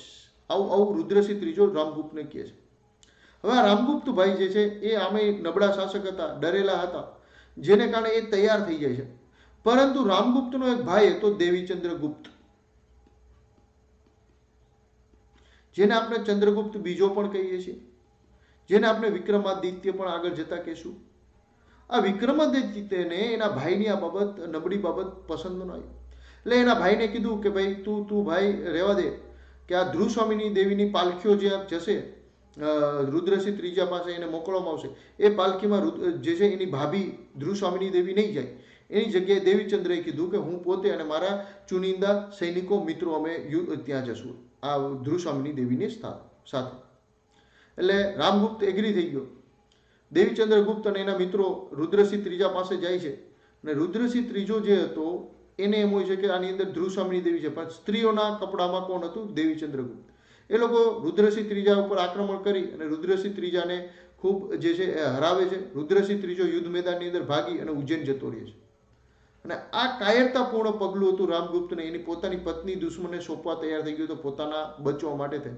આ દેવીચંદ્ર ગુપ્તને ન ગમ્યું એટલે એને આની હત્યા કરી નાખી અને પોતાની ભાભી સાથે પોતે લગ્ન કરી નાખ્યા. બરાબર. અને જે છે આ ધ્રુવસ્વામિની દેવી અને ચંદ્રગુપ્ત બીજાનો દીકરો એટલે કોણ? કુમારપાળ. હવે જે છે એ શકોનું રુદ્રસિંહ ઉજ્જૈન જતો રહ્યો. હવે આ દેવીચંદ્ર ગુપ્ત પોતાની સત્તા મગધ ઉપર સ્થિર કરે છે અને પોતે રાજા જેવો મગધનો બની જાય. તરત જ એ પોતાનો આ પરંપરા જે બદલો હતો બદલો લેવા માટે ઉજ્જૈન ઉપર આક્રમણ કરે. ઉજ્જૈન ઉપર સીધું આક્રમણ કરી શકે એમ નહોતું. એટલે એ પોતાની દીકરી હતી પ્રભાવતી દેવી. એ પ્રભાવતી દેવીના લગ્ન મહારાષ્ટ્રના રાજા હોય છે વાકાટા કોંસના, એમની સાથે એના લગ્ન કરાવે. અને વાકાટા કોંસના રાજાઓ જે હતા એની મદદથી એ ઉજ્જૈન ઉપર આક્રમણ કરે છે. વાકાટા કોંસ અને ગુપ્ત વંશના શાસકો ભેગા મળી અને આક્રમણ કરે અને ઉજ્જૈન ઉપરના શકોની સત્તાનો અંત કરે છે. અને આવી રીતના શકોનો સત્તાનો અંત કરી દીધો. એને કારણે એને જે છે શકોને હરાવેલા હોવાથી વિક્રમાદિત્ય, બરાબર, સોરી, હા, કુમારપાળ ક્યાંથી? કુમારગુપ્તભાઈ ભૂલાઈ ગયું. એને જે વિક્રમાદિત્યની પદવી ધારણ કરી, શકોને હરાવી દીધા, શક વંશનો સંપૂર્ણ અંત કરી દીધો, વિક્રમાદિત્યની પદવી ધારણ કરી. અને જે છે આગળ જતા ઓલી માલવ સંવંત હાલતી હતી એ હવે વિક્રમ સંવંત તરીકે ઓળખાવા લાગી. વિક્રમાદિત્યની પદ ધારણ કરી, શકોનો અંત કર્યો એટલે સકારીનું બીજું બિરુદ ધારણ કર્યું. એટલે કેવું બીજું? સકારી, શકોનો નાશ કરનારો. સકારી અને વિક્રમાદિત્ય આવા બે પદો ધારણ કરી અને શકોની સત્તાનો સંપૂર્ણ જે છે અંત કરી નાખ્યો. હવે તમે કહો સાહેબ આ દરમિયાન જે છે એ આ સંપૂર્ણ ઘટના કેમાં લખેલી છે? દેવીચંદ્ર ગુપ્તમ નામના નાટકમાં. જે કોને લખેલું છે? વિશાખા દત્તે. ક્લિયર? આવી રીતના ગુજરાતમાં હવે આ ઘટના સમયે શું થાય છે યાદ રાખો. હવે જે છે ઉજ્જૈન ઉપર તો સત્તાનો નાશ થઈ ગયો શકોનો, તો ગુજરાતનું શું થયું? આપણે મૂળ વાત આપણા ગુજરાતની હતી. આ ગુજરાતમાં એ સમયે શકોવતી અને સર્વ ભટ્ટારક નામનો વ્યક્તિ શાસન કરતો. આ સર્વ ભટ્ટારક હવે જે છે એ પોતાનો માલિક, ઉજ્જૈનના રાજાઓ હારી ગયા, અહીંયા ગુપ્ત વંશનું શાસન આવ્યું. આ ભાઈ પોતે સ્વતંત્ર થઈ ગયો, સર્વ ભટ્ટારક. અંતમાં આગળ જતા એવું કહેવાય છે કે જે છે એ ચંદ્રગુપ્ત બીજો જે છે એ ફરીથી ગુજરાત ઉપર આક્રમણ કરે, સર્વ ભટ્ટારકને હરાવી અને પોતાની સત્તા ગુજરાતમાં પણ સ્થાપે છે. ગુજરાતમાં એ કોને હરાવે છે? સર્વ ભટ્ટારકને. સર્વ ભટ્ટારકને. ક્લિયર? આવી રીતના ગુજરાત ઉપર પણ કોનું સત્તા જે છે એ રામગુપ્ત જ છે ભાઈ, રામગુપ્ત.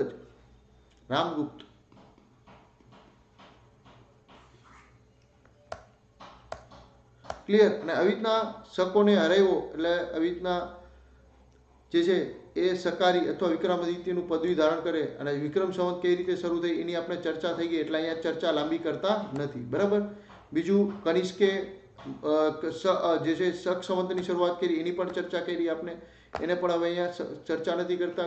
ભારત સરકારે રાષ્ટ્રીય પંચાંગમાં 22 માર્ચ 1957થી જે છે એ રાષ્ટ્રીય પંચાંગ તરીકે શક સંવતની સ્વીકાર કરેલી છે, બરાબર. શક સંવતને આપણે રાષ્ટ્રીય પંચાંગ તરીકે સ્વીકાર કરેલો છે 1957 22 માર્ચથી, બરાબર. અને શક સંવતનો પહેલો મહિનો એટલે ચૈત્ર મહિનો. ચૈત્ર મહિનો એ શક સંવતનો પ્રથમ મહિનો માનવામાં આવે, ક્લિયર. અને વિક્રમ સંવતનો પહેલો મહિનો કારતક મહિનો, આ વિક્રમ સંવતનો પહેલો મહિનો. અને અહીંયા શક સંવતનો પહેલો મહિનો એટલે ચૈત્ર મહિનો, ક્લિયર.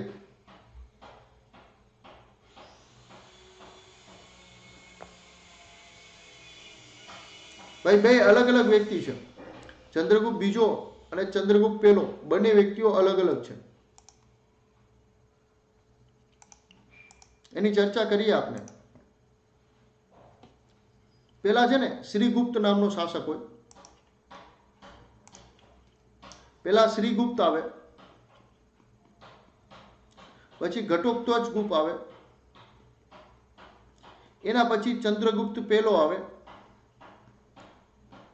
એના પછી સમુદ્રગુપ્ત આવે, પછી રામગુપ્ત આવે, અને પછી ચંદ્રગુપ્ત બીજો આવે. ચંદ્રગુપ્ત બીજા પછી કુમારપાળ આવે, કુમારગુપ્ત આવે. અને કુમારગુપ્ત પછી બે એના દીકરા હતા, એક હતો સ્કંદગુપ્ત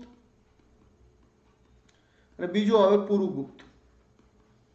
પ્રથમ શાસક સ્કંદગુપ્ત બને અને પછી પુરુગુપ્ત બને છે, બરાબર.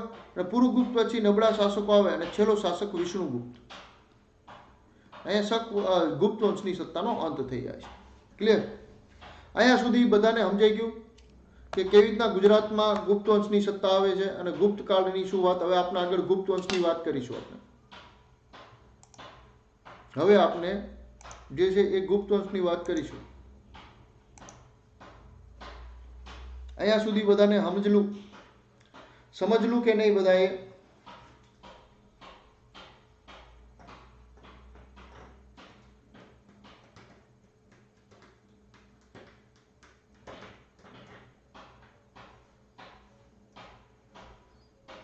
હાલો ભાઈ, કોમેન્ટ કરો, લાવો, ટાઈપિંગ કરો.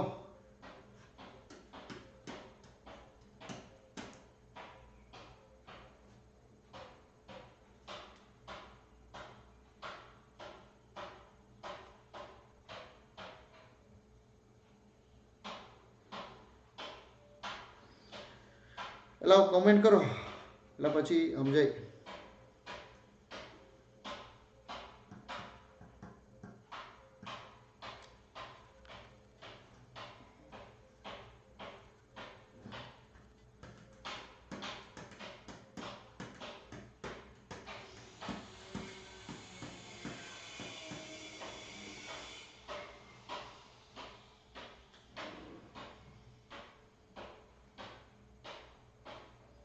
Okay, done. હવે ભારતમાં ગુજરાતમાં કયો વંશનું શાસન આવી જાય? ગુપ્તકાળ. ગુપ્તકાળનું ઓલમોસ્ટ ગુજરાતની અંદર શાસન જે છે ઈસવીસન 400 થી શરૂઆત થાય છે અને 470 સુધી ગુજરાતમાં ગુપ્તકાળનું શાસન રહે છે. ગુપ્તકાળ એ ભારતનો સુવર્ણયુગ છે, ગુજરાતનો નહીં, ભારતનો સુવર્ણયુગ કહેવાય છે.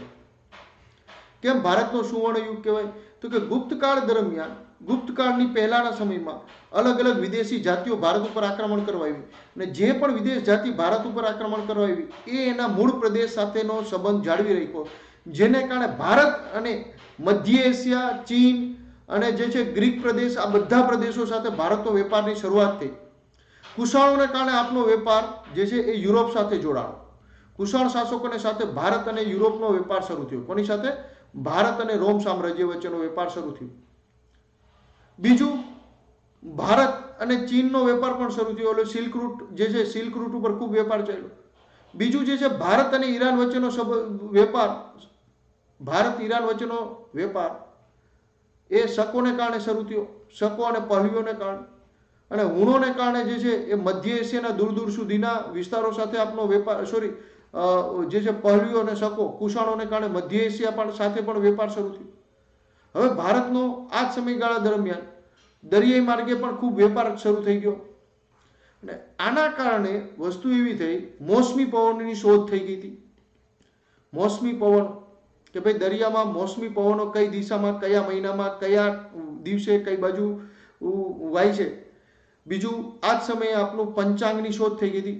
પંચાંગ, જ્યોતિષશાસ્ત્ર, એને આધારે વેપારીઓને એક્ઝેક્ટ ખબર પડી જાય કે ભાઈ ઉનાળે આ બાજુ પવનો આવે, ચોમાસામાં આ દિવસે આ તારીખે આ જે છે એ આપણે નક્ષત્રમાં આ બાજુ પવન હોય. આ બધી બાબતોની શોધ થઈ ગઈ અને જેને કારણે ભારતનો દરિયાઈ વેપાર ખૂબ ખૂબ ખૂબ વિકાસ પામ્યો અને અગ્નિ એશિયાના દેશો સાથે પણ ખૂબ વેપાર શરૂ થઈ ગયો, દરિયાઈ વેપાર. અને બીજી બાજુ જે છે યુરોપ અને અન્ય દેશો સાથે પણ ભારતનો વેપાર શરૂ થઈ ગયો. ભારતની મોસમી આબોહવા હોતી ભારતની અંદર અલગ અલગ ઉત્પાદનો ખૂબ સારા થતા, ખેત ઉત્પાદનો.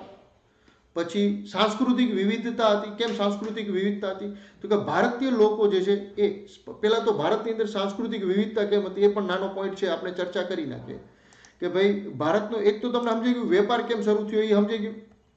મોસમી પવન, પંચાંગ, જ્યોતિષી આનો વિકાસ થયો ને જેને કારણે ભારતીયોને દરિયાઈ વેપારની જે છે એ એક્ઝેક્ટ દિશા અને દશાની ખબર પડી મોસમી પવનને કારણે, જેને કારણે અગ્નિ એશિયા, યુરોપ, અન્ય દેશો સાથે ભારતનો વેપાર વધ્યો. અને બીજું, આ બધા દેશો ભારત સાથે શું કામ વેપાર કરતા હતા? તો કે ભારતની મોસમી આબોહવા. મોસમી આબોહવાનો ફાયદો શું? તો કે તમને એક જ વર્ષની અંદર ચોમાસું, શિયાળો, ઉનાળો બધા જે છે એનો અનુભવ થાય. ચોમાસું પણ અનુભવાય, શિયાળો પણ આવે, ઉનાળો પણ આવે અને વસંત ઋતુ પણ આવે. હવે આના કારણે શું થાય કે દુનિયામાં સામાન્ય રીતે કાં એક ઋતુ અથવા બે ઋતુ જોવા મળે. ચોમાસું અને શિયાળો બે જ ઋતુ હોય, ઉનાળો આવે જ નહીં.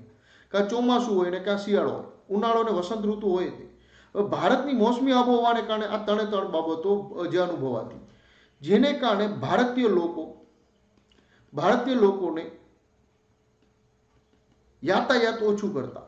કેમ યાતાયાત ઓછું કરતા? એક જગ્યાએ બીજી જગ્યાએ જે છે માઇગ્રેશન ઓછું કરતા. માઇગ્રેશન કેમ ઓછું કરતા? તો કે બધી વસ્તુ એને એક જ જગ્યાએ મળી જાય. તમારા ગામમાં બટેટા ઉગી જાય, ટમેટા ઉગી જાય, તમારા ગામમાં ઘઉં ઉગે, તમારા ગામમાં જે છે એ તરબૂચે ઉગી જાય, તમારા ગામમાં જે પણ કેળા ઉગી જાય, તમારે જામફળે ઉગે, ફ્રૂટ જોતું હોય તો ઉગી જાય, દ્રાક્ષે ઉગી જાય, બધું ઉગી જાય, બાજરો ઉગે. બરાબર. ચોમાસામાં અલગ પાક હોય, શિયાળાનો કંઈક અલગ પાક હોય, ઉનાળાનો પણ અલગ પાક હોય, બધી વસ્તુ એક જ જગ્યાએ. એટલે લોકોને યાતાયાત ઓછું કરવું પડતું. એને કારણે એક જ ગામના લોકોની પોતાની વિશિષ્ટ સંસ્કૃતિનો પ્રભાવ જે છે અન્ય વિસ્તાર ઉપર ન પડે. દરેક ગામડા, દરેક વિસ્તારની પોતાની એક આગવી બોલી અને આગવી સંસ્કૃતિ રહેતી. અને આ વિવિધતાને કારણે જે છે સાંસ્કૃતિક વિવિધતાને કારણે દરેક વિસ્તારની પોતાની એક આગવી પ્રોડક્ટ રહેતી. કચ્છના લોકોનું ભરતકામ અલગ હોય, સૌરાષ્ટ્રના લોકોનું ભરતકામ અલગ હોય અને એને કારણે પ્રોડક્ટની અંદર પણ વેરાયટી હોય. આ પ્રોડક્ટની કારણે વેરાયટીને કારણે જે છે આભૂષણોમાં પણ વેરાયટી હોય. આ બધી વસ્તુ વેરાયટીને કારણે ઉત્પાદકતાની અંદર વેરાયટી જોવા મળતી. અને આ ઉત્પાદકતાની વેરાયટીની વિશ્વમાં ખૂબ માંગ રહેતી. અને એને કારણે જે છે એ જે છે ખાસ કરીને ભારતનો વેપાર ખૂબ જે છે આખી દુનિયામાં ફેલાય છે અને ખૂબ મોટી બધી ગુપ્તકાળ સુધીમાં આવક થઈ જાય. હવે તમને વાત કરીએ કે વાત હતી મૂળ ભારતનો સુવર્ણ યુગ કેમ કહેવાય છે. ગુપ્તકાળ સુધીમાં આ બધા વિકાસ થઈ ગયા હતા. આ બધો વિકાસ ગુપ્તકાળ સુધીમાં થઈ ગયો હતો અને એને કારણે ગુપ્ત શાસકોને જો સૌથી વધારે રૂપિયા વેપારથી આવે, ખેતીમાંથી કાંઈ ન મળે, ખેતીમાં રોટલા ખાઓ, બરાબર. વેપારને કારણે ખૂબ મોટી બધી ટેક્સ આવવા માંડ્યો. કોને? ગુપ્તોને. એને કારણે ગુપ્તોની આર્થિક સ્થિતિ ખૂબ સારી થઈ ગઈ, શક્તિશાળી થઈ ગયા અને આખું ભારત એક સામ્રાજ્ય હેઠળ આવી ગયું. મોટી સેના હોવાને કારણે, મોટું વહીવટી તંત્ર હોવાને કારણે શાંતિ હતી. વેપાર હોવાને કારણે લોકો જે છે એ રોજગારી મળતી, એટલે લૂંટફાટ કે ક્રાઇમ ઓછું હતું. એટલે ખૂબ શાંતિ હોવાથી આર્થિક બધી રીતની શાંતિથી લોકો પાસે ખૂબ પૈસા હતા, જેને કારણે સાંસ્કૃતિક જે છે એ પણ ડેવલપમેન્ટ વધારે થયું. શિક્ષણની બાબતે વિદ્વાનોને ખૂબ આશ્રય મળતો હતો, વિદ્વાનોને, બરાબર. એટલે સાહિત્યની રચનાઓ થઈ, બાંધકામ ઘણા બધા ખૂબ સારા થયા, ઘણી બધી ગુફાઓ, અજંતા એલોરાની ગુફાઓનું નિર્માણ પણ થયું.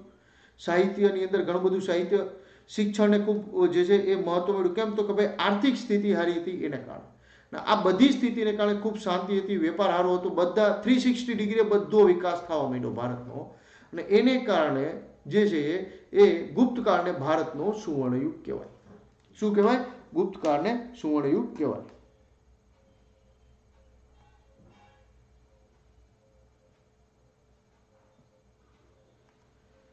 મારી પુસ્તક છે, જોઈ નાખજો. વરના વખાણ વરની માં કરે, એવી રીતના મારું પોતાનું પુસ્તક છે. જો ગમે તો વાંચી લેવું ડેપ્થમાં. જેમ હું અત્યારે ડેપ્થમાં માથાકૂટ કરું છું તમારી યારે, એવી જ ડેપ્થમાં મારું પુસ્તક પણ છે. એટલે કે ગુજરાત ઉપર ગુપ્તકાળનું શાસન 400 થી લઈ 470 સુધી, બરાબર. ભારતનો સુવર્ણયુગ કેમ સુવર્ણયુગ છે એની આપણે ટૂંકાણમાં ચર્ચા કરી ભૂગોળ સાથે સાંકળીને. બીજી વસ્તુ જે છે, આ લોકોનું રાજચિહ્ન ગરુડ હતું. ગરુડ ભગવાન વિષ્ણુનું વાહન. એને કારણે આ લોકો વૈષ્ણવ હતા. કેવા હતા? વૈષ્ણવ હતા. ગુપ્ત શાસકો અથવા ભાગવત હતા. ભાગવત અથવા વૈષ્ણવ શબ્દનો અર્થ એક જ થાય. બરાબર. બીજું જે છે એ રાજભાષા સંસ્કૃત હતી. કેમ સંસ્કૃત ભાષા? તો કે શક શાસકો જે હતા એને ભારતમાં સૌપ્રથમ શિલાલેખ કોતરવાની શરૂઆત કરેલી. ભારતમાં શિલાલેખ કોતરવાનું કામ શક શાસકોએ કરાવેલું. અને શક શાસકો જે છે એ શિલાલેખ અને શુદ્ધ સંસ્કૃત ભાષાનો ઉપયોગની શરૂઆત કરાવી. શુદ્ધ સંસ્કૃત ભાષાનો પ્રચાર શક શાસકો કર્યો. જે છે એ ગુપ્તકાળ દરમિયાન પણ ચાલુ હતું. એટલે રાજભાષા સંસ્કૃત હતી. ગરુડ અથવા વિષ્ણુ જે છે એના બધા સિક્કાઓ ઉપર ગરુડનું નિશાન હોવાથી વૈષ્ણવ અથવા ભાગવત હતા. ભારતનો સુવર્ણયુગ અને ગુજરાત ઉપર 400 થી 470 સુધી શાસન. જ્યારે ભારત ઉપર 240 થી લઈ અને 550 સુધી ગુપ્ત વંશનું શાસન હતું. ભારત ઉપર આ સમયે અને ગુજરાતમાં 400 થી 470 બરાબર. ક્લિયર? ગુપ્તકાળ સુવર્ણયુગ, રાજભાષા સંસ્કૃત, રાજચિહ્ન ગરુડ. બરાબર. આ રહ્યું ગરુડ મારી એક્ઝેક્ટ પાછળ ઉડે છે ને.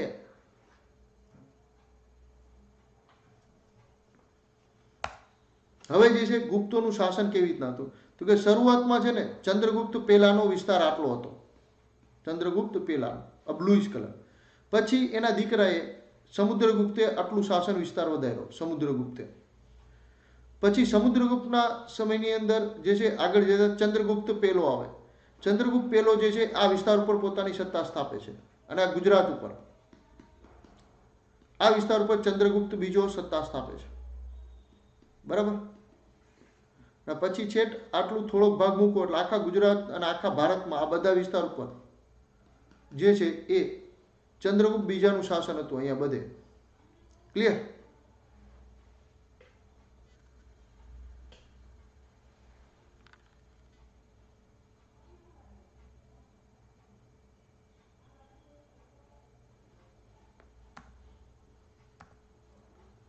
ક્લિયર? આ વંશનો સ્થાપક રાજવી શ્રીગુપ્ત, જેનો સમયગાળો શાસનનો સમયગાળો ભાઈ શું થયું?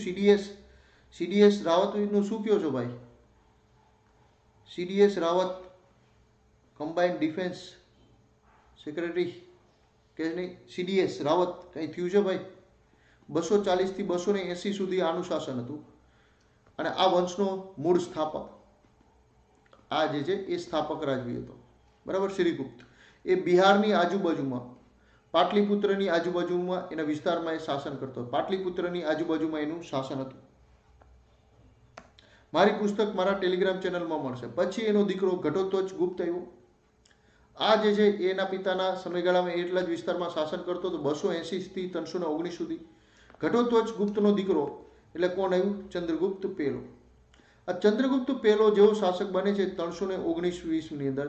એ 320 અંદર તો પહેલું કામ કરે છે, ગુપ્ત સંવંતની શરૂઆત કરે છે. લીછવી રાજકુમારી કુમારદેવી સાથે લગ્ન કરે છે. લીછવી રાજકુમારી કુમારદેવી સાથે લગ્ન કરે છે. અને આવી રીતના શક્તિશાળી લીછવી જાતિના લોકો હતા એને સપોર્ટ મળે ક્ષત્રિયોનો. લીછવી ક્ષત્રિયો જે નેપાળના વિસ્તારમાં શાસન કરતા હતા એનો મદદથી એ કેટલા વિસ્તાર ઉપર કબજો કરે છે? તો કે એના પિતા અને એના દાદાના સમયમાં આટલા વિસ્તારમાં શાસન હતું. લીછવીઓની મદદથી એ આખા યુપી અને બિહાર અને બંગાળના વિસ્તાર ઉપર કબજો કરે છે. યુપી બિહારનો ખૂબ ફળદ્રુપ વિસ્તાર ઉપર સત્તા આવતા ધીમે ધીમે ગુપ્તો શક્તિશાળી બને. ગંગા અને યમુનાના ફળદ્રુપ પ્રદેશો મળવાથી ચંદ્રગુપ્તની શક્તિમાં ધીમે ધીમે વધારો થાય છે. અને આ શક્તિ જે છે એ ની ચરણસીમાં સમુદ્રગુપ્તના સમયમાં જોવા મળે છે. અને આ જે છે ચંદ્રગુપ્ત પહેલો એ વાસ્તવિક સ્થાપક હતો. એની પહેલા આ લોકોનું બનેલું તો નાના એવા વિસ્તારમાં નાના એવા જિલ્લા 1-2 જિલ્લામાં શાસન હતું.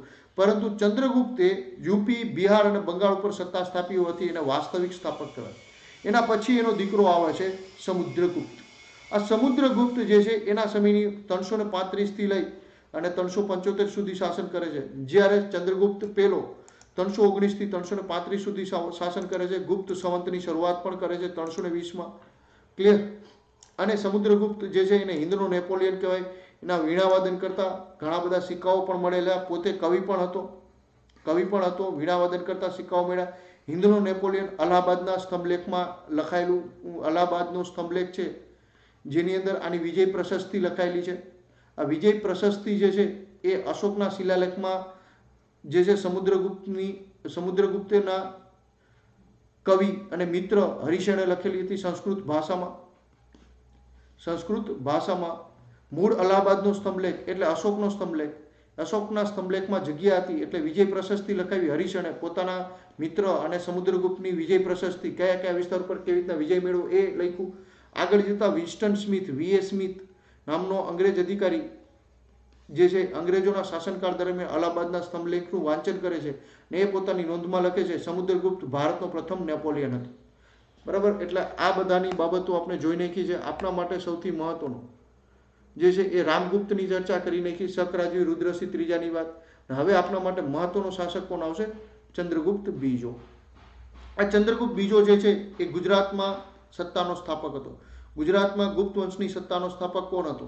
તો કોણ આવશે? ચંદ્રગુપ્ત બીજો. એની વાત આપણે કરી નાખી છે. જે 401માં જે છે એ ગુજરાતમાં જે છે ગુપ્ત વંશની સત્તાની સ્થાપના કરે છે 401માં. બરાબર. ત્યારબાદ દેવીચંદ્રગુપ્ત, વિક્રમાદિત્ય, આ બધા નામો એટલે ચંદ્રગુપ્ત બીજાનું જ છે. બરાબર. એને શક શાસકોનો અંત કરેલો હોવાથી એને સકારી પણ કહેવામાં આવે. સકારીનું બિરુદ પણ એને ધારણ કરેલું, સકારી. પછી ગણ રાજ્યોનો નાશ કર્યો હોવાથી ગણારીનું બિરુદ પણ ધારણ કર્યું. અને ત્રીજું વિક્રમાદિત્ય પણ જે છે એનું પણ એ બિરુદ ધારણ કરેલું હતું. અને મૂળ નામ દેવીચંદ્રગુપ્ત. અને વિક્રમ વેતાલની વાર્તામાં વિક્રમ એટલે વિક્રમાદિત્ય હતું, ચંદ્રગુપ્ત બીજો. Okay okay.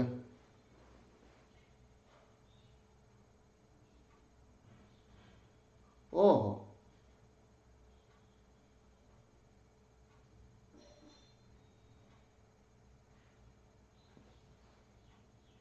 ક્લિયર. હવે જે છે આના સમયમાં સાંસ્કૃતિક રાજધાની અને શકોનો નાશ કરી દીધો ચંદ્રગુપ્ત બીજાએ. શકોને હરાવી અને પોતાની સત્તા ગુજરાતમાં સ્થાપી દીધી. એને કારણે જે છે એને ઉજ્જૈનને પોતાની રાજધાની બનાવી દીધી. ઉજ્જૈનને પોતાની સાંસ્કૃતિક રાજધાની બનાવી દીધી. કેવી રાજધાની? સાંસ્કૃતિક રાજધાની ઉજ્જૈનને બનાવી દીધી. પાટલીપુત્રીની જગ્યાએ મહત્વનું કેન્દ્ર હવે ઉજ્જૈન થઈ જાય છે. પછી આના પછીનો શાસક આવે કુમારગુપ્ત. 415થી 14થી 455 સુધી શાસન કરે. નાલંદા વિદ્યાપીઠની સ્થાપના કરી. અને જે છે નાલંદા વિદ્યાપીઠની સ્થાપના આના સમયમાં થયેલી. આને ખાધું પીધું ને રાજ કર્યું. અને આ વ્યક્તિ જે છે એ કાર્તિકેય ભગવાનને માનતો હતો. કયા ભગવાનનો ભક્ત હતો? કાર્તિકેય ભક્ત હતો. કેમ? તો કે એના સિક્કાઓની અંદર મોરના નિશાનો મળેલા છે. મોરના નિશાનો મળેલા છે. કાર્તિકેય ભક્ત હતો. ક્લિયર. બીજું સમુદ્રગુપ્ત, ચંદ્રગુપ્ત અને કુમારગુપ્ત ના સિક્કાઓ કુમારખાન ગામે મળેલા છે. કુમારખાન ગામ વિરમગામ નજીક આવેલું છે. કુમારખાન, આ કુમારખાન ગામે સૌથી વધારે સિક્કાઓ ગુપ્ત વંશના ગુજરાત આખામાંથી મળેલા છે. એમાં સૌથી વધારે આ સિક્કા સમુદ્રગુપ્ત, ચંદ્રગુપ્ત બીજો અને કુમારગુપ્તના સિક્કાઓ મળેલા છે. અહીંથી કુમારખાન ગામથી. આ યાદ રાખજો કે એકાદી વાર ક્યાંક પરીક્ષામાં પૂછાઈ ગયું. ગુપ્ત વંશના સિક્કાઓ સૌથી વધારે ગુજરાતમાં કઈ સ્થળે મળેલા છે? તો વિરમગામ નજીક કુમારખાન ગામેથી. ક્લિયર. આનું બીજું નામ મહેન્દ્રાદિત્ય પણ હતું. બરાબર. કુમારગુપ્તનું અન્ય એક નામ શું હતું? મહેન્દ્રાદિત્ય. આ યાદ રાખજો, કુમારગુપ્તનું અન્ય નામ મહેન્દ્રાદિત્ય પણ હતું. કાર્તિકેય ભક્ત. પછી એનો પુત્ર આવે સ્કંદગુપ્ત. 455 થી 457 સુધી કુમારગુપ્ત જે છે એ શાસન કરે. કુમારગુપ્તના સમયમાં સુદર્શન તળાવની વાત આવી ગઈ છે, આપણે કરી નાખી છે. સુદર્શન તળાવ જે છે એનું રિપેરિંગ કામ કરાવે છે. કોણ કરાવે છે? તો કે એ સમયે જુનાગઢ સૌરાષ્ટ્રનો સૂબો પર્ણદત્ત, સંજય દત્ત નહીં, પર્ણદત્ત. આ પર્ણદત્ત એનું રિપેરિંગ કામ કરાવે છે. અને એનો પર્ણદત્તનો દીકરો ચક્રપાલી જે જુનાગઢનો નગર શેઠ હતો, એ ચક્રપાલેશ્વર વિષ્ણુ મંદિર બનાવે છે. કેવું? વિષ્ણુ ભગવાનનું મંદિર, ચક્રપાલેશ્વર વિષ્ણુ મંદિર બનાવે છે. અને આ જે છે એ સૂબો હતો. ક્લિયર. પર્ણદત્ત. અને એનો દીકરો ચક્રપાલિત મંદિર બનાવે છે, સુદર્શન તળાવ. અને એની માહિતી આ લોકોએ કઈ ભાષામાં લખેલી છે? તો કે સંસ્કૃત ભાષામાં અને બ્રાહ્મી લિપિમાં. બીજી મહત્વની બાબત, સંસ્કૃત ભાષા અને બ્રાહ્મી લિપિમાં લખાયેલી છે આ બાબત. અને બીજી મહત્વની બાબત કે આની અંદર સ્કંદગુપ્તના સમયમાં હુણોનું આક્રમણ થયેલું, સૌરાષ્ટ્ર ઉપર હુણોનું આક્રમણ થયેલું અને સ્કંદગુપ્તે બહાદુરીથી આ હુણોના આક્રમણને નિષ્ફળ બનાવી અને હુણોને ભારતની બહાર છેક તગેડી મૂક્યા હતા. આનો ઉલ્લેખ પણ સુદર્શન તળાવની અંદર જે આ બાબત સુદર્શન તળાવના રિપેરિંગની બાબત લખી ત્યાં જ લખેલી છે.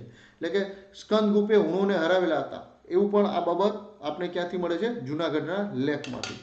સ્કંદગુપ્તની બીજી મહત્વની બાબત કે સુદર્શન તળાવની વાત થઈ ગઈ આપણે. અંતિમ ગુપ્ત શક્તિશાળી શાસક હતો કર્માદિત્ય, એનું બીજું નામ હતું. કર્માદિત્ય એ સ્કંદગુપ્તનું બીજું નામ હતું. કર્માદિત્ય એ સ્કંદગુપ્તનું બીજું નામ હતું, એ પણ યાદ રાખજો. બીજી કાંઈ એની બાબત આવતી નથી. વસુમિત્ર એના ગુરુ હતા, એક યાદ રાખજો. વસુમિત્ર એ બંને બૌદ્ધ સાધુ હતા અને એ સ્કંદગુપ્ત અને એના ભાઈ બંનેના ગુરુ હતા. સ્કંદગુપ્ત અને એનો ભાઈ પુરુગુપ્ત, આ બંનેના ગુરુ એ વ્યક્તિ હતા. અને પુરુગુપ્ત એના ગુરુના પ્રભાવને કારણે બૌદ્ધ ધર્મ સ્વીકારી લે છે. ક્લિયર? હવે એના પછીનો શાસક જે છે એ કોણ આવશે? પુરુગુપ્ત આવશે. પુરુગુપ્ત પોતે કોણ હતો? સ્કંદગુપ્તનો ભાઈ અને કુમારગુપ્તનો દીકરો. આ વ્યક્તિ બૌદ્ધ ધર્મ સ્વીકારી લે છે. આના સમયમાં ગુપ્ત સામ્રાજ્ય નબળું પડવા માંડે. કેમ? બૌદ્ધ ધર્મની અંદર અહિંસા પરમો ધર્મ, અહિંસાનો નિયમ પાડે છે, જેને અંતર્ગત એની સેના નબળી પડે છે, જેને કારણે એના રાજ્યની અંદરથી 470 ઈસવીસનમાં એનો સેનાપતિ, આપણે ગુજરાતનો સેનાપતિ, ગુજરાતની અંદર જે એનો સુબો હતો, સુબાના હેઠળ એક સેનાપતિ હતો અને જે છે એ સૂર્યવંશી સેનાપતિ મૈત્રક વંશની સ્થાપના કરે છે. એનું નામ વિજયસેન ભટ્ટારક હતો. આ વિજયસેન ભટ્ટારક જે છે એ વલ્લભી સામ્રાજ્યની સ્થાપના કરે છે. કેની સ્થાપના કરે છે? વલ્લભી સામ્રાજ્ય અથવા મૈત્રક વંશની સ્થાપના કરે છે. હવે તમે કહો કે ભાઈ વલ્લભી કેમ? જુનાગઢ અત્યાર સુધી તો રાજધાની કઈ હતી? જુનાગઢ હતી. તો આ વિજયસેન વલ્લભી હું કામ રાજધાની લઈ જાય? એની પાછળનું કારણ, વલ્લભી જે છે એ વલ્લભીની સ્થાપના સેનાપતિ ભટ્ટારકના પિતા, એના પૂર્વજ હતા કનકસેને કરેલી હતી. કનકસેન નામના વ્યક્તિ હતા, એમને આ વલ્લભીની સ્થાપના કરી હતી. અને આગળ જતા આ જૈન ધર્મનું મહત્વનું કેન્દ્ર હોય છે અને વેપારિક કેન્દ્ર હતું. જૈન વેપારીઓ ખૂબ મોટા પાયે વેપાર કરતા હતા, એટલે ખૂબ આ લોકોનું વર્ચસ્વ હતું. ને એ લોકોને જુનાગઢ ડર લાગતો હતો. કોનાથી? તો કે ભાઈ ઓલા પર્ણદત્ત અને એના વંશજોથી. એટલે આ વ્યક્તિએ શું કર્યું હતું કે પોતાની રાજધાની વલ્લભીને રાખી. ગુપ્તોની સામે જે છે એ ત્વરિત આઝાદી થાય ને ગુપ્તો એના ઉપર આક્રમણ કરી દે તો તરત એની સામે આઝાદી જાહેર ન કરવા માટે થઈ અને પોતે વહીવટી કેન્દ્ર ક્યાં રાખ્યું? વલ્લભી. અને સેનાપતિનું પદ ધારણ કરી અને પોતે શાસન કરવા માંડ્યો સ્વતંત્ર શાસકની જેમ. ક્લિયર? અને આવી રીતના વલ્લભી વંશની સ્થાપના જે છે એ 470માં પુરુગુપ્તના સમયમાં ગુજરાત આઝાદ થઈ જાય છે. ગુજરાત જે છે પોતે એકમ આઝાદ એકમ બને છે પ્રથમ વખત. એની પહેલા જો તો ગુજરાત કોઈના અંડરમાં હતું. મૌર્ય કાળમાં પણ કોકના અંડરમાં હતું. મૌર્ય કાળમાં તમે જુઓ તો પાટલીપુત્રના અંડરમાં હતા. આપણે કોના અંડરમાં હતા? પાટલીપુત્રના અંડરમાં હતા. મૌર્ય કાળમાં પાટલીપુત્રના અંડરમાં હતા. ત્યાર પછી ગ્રીકોના સમયમાં સિયાલકોટના અંડરમાં આપણે ગુજરાત હતું. પછી આપણે ઉજ્જૈનના અંડરમાં હતા. ઉજ્જૈનમાં શકોના અંડરમાં હતા અને ફરીથી પાટલીપુત્ર ગુપ્તોના અંડરમાં હતા.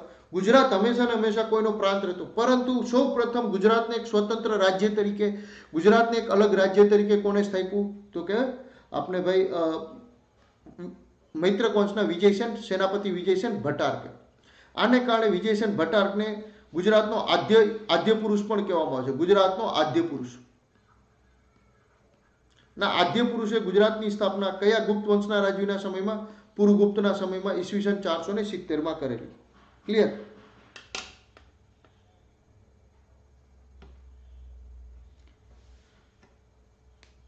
ક્લિયર અહીંયા સુધી? ગુડ ઇવનિંગ ભાઈ, બધા લોકોને ગુડ ઇવનિંગ. અહીંયા સુધી કોઈને કઈ બાકી હોય તો કયો? પર્ણદત્તે કરાવ્યું હતું સમારકામ, તો પર્ણદત્તે કરાવ્યું હતું. ઓલા ભાઈ તો ખાલી મંદિર બનાવ્યું, ચક્રપાલેશ્વર વિષ્ણુ મંદિર બનાવેલું. અહીંયા સુધી ક્લિયર? પુરુગુપ્ત મૈત્રક વંશ, પછી છેલ્લો શાસક વિષ્ણુગુપ્ત હોય. અને જો આ પુરુગુપ્તનું શાસન હોય ને એ દરમિયાન બંગાળ પણ આઝાદ થઈ જાય છે. બંગાળમાં પણ કોઈ જે છે બંગાળ પણ આઝાદ થઈ જાય છે. આ બાજુ ગુજરાત આઝાદ થઈ ગઈ ને આ બાજુ બંગાળ પણ એના સમયમાં આઝાદ થઈ ગઈ છે. એટલે આમ કહે ને અહીંથી જ પડતીની શરૂઆત થઈ જાય છે આ વંશની. અને પછી આવે છે વિષ્ણુગુપ્ત. આ વંશનો અંતિમ રાજવી હતો. અને ગુપ્ત સામ્રાજ્ય નાના નાના ભાગમાં બટાઈ જાય છે, નાના નાના વિસ્તારોની અંદર વહેંચાઈ જાય છે, બરાબર. અને આવી રીતના ગુજરાતમાં એક નવા વંશની શરૂઆત થઈ છે, બરાબર. એ નવા વંશનો જે છે મૈત્રક વંશ, ગુપ્તકાળનો શું પ્રભાવ પડ્યો ગુજરાત ઉપર, તો કે ભાગવત ધર્મની શરૂઆત થઈ, વૈષ્ણવ ધર્મનો પ્રભાવ હજી પણ ગુજરાતમાં જોવા મળે. એ કારણ શક સંવંતનો યુઝ થતો હતો, એની જગ્યાએ ગુપ્ત સંવંત યુઝ થવાની શરૂઆત થઈ ગઈ ગુજરાતમાં. બીજું 55 નહીં પરંતુ અહીંયા 70 વર્ષ સુધી ગુજરાતમાં આ વંશનું શાસન રહ્યું, બરાબર. ત્યાર પછી જે છે ગુપ્ત વંશનો અન્ય પ્રભાવની અંદર એક બીજું એક બાબત યાદ રાખજો કે આ સમયે દક્ષિણ ગુજરાતમાં એક અન્ય રાજવંશની સત્તા હતી, નાનો એવો રાજવંશ, ત્રેકુટક રાજવંશ, જે મુંબઈ, સુરતથી લઈ અને મુંબઈના વિસ્તાર સુધી શાસન હતું. અને આ વિસ્તારને જે તે સમયે ત્રેકુટક વિસ્તાર કહેવામાં આવતો અને ત્રેકુટક રાજવંશનું શાસન હતું ત્યાં. અને આ લોકો જે છે એ પણ ભાગવતો જ હતા. એ પણ કેવા હતા? ભાગવત ધર્મને જ પાળતા હતા. ગુપ્તોના પ્રભાવને કારણે એ લોકો પણ ભાગવત ધર્મ પાળતા હતા અને ગુપ્તોના સમકાલીન હતા ગુજરાતમાં. ક્લિયર? ભાગવત ધર્મી જ હતા. અને કલચુરી સંવંતની શરૂ એ લોકો પાડતા હતા. કલચુરી સંવંત, આ કલચુરી સંવંત જે છે એ કલચુરીઓએ શરૂ કરી હતી. અને કલચુરીઓ મૂળ હૈહય વંશના જ હતા. હૈહય વંશના લોકો હતા જે આગળ જતા કલચુરી વંશ એમાંથી હાલે છે અને કલચુરી કહેવાય છે. એ કલચુરી વંશના રાજાઓએ શરૂ કરેલી સંવંતને આ લોકો પોતાના રાજ્યમાં ઉપયોગ કરતા હતા.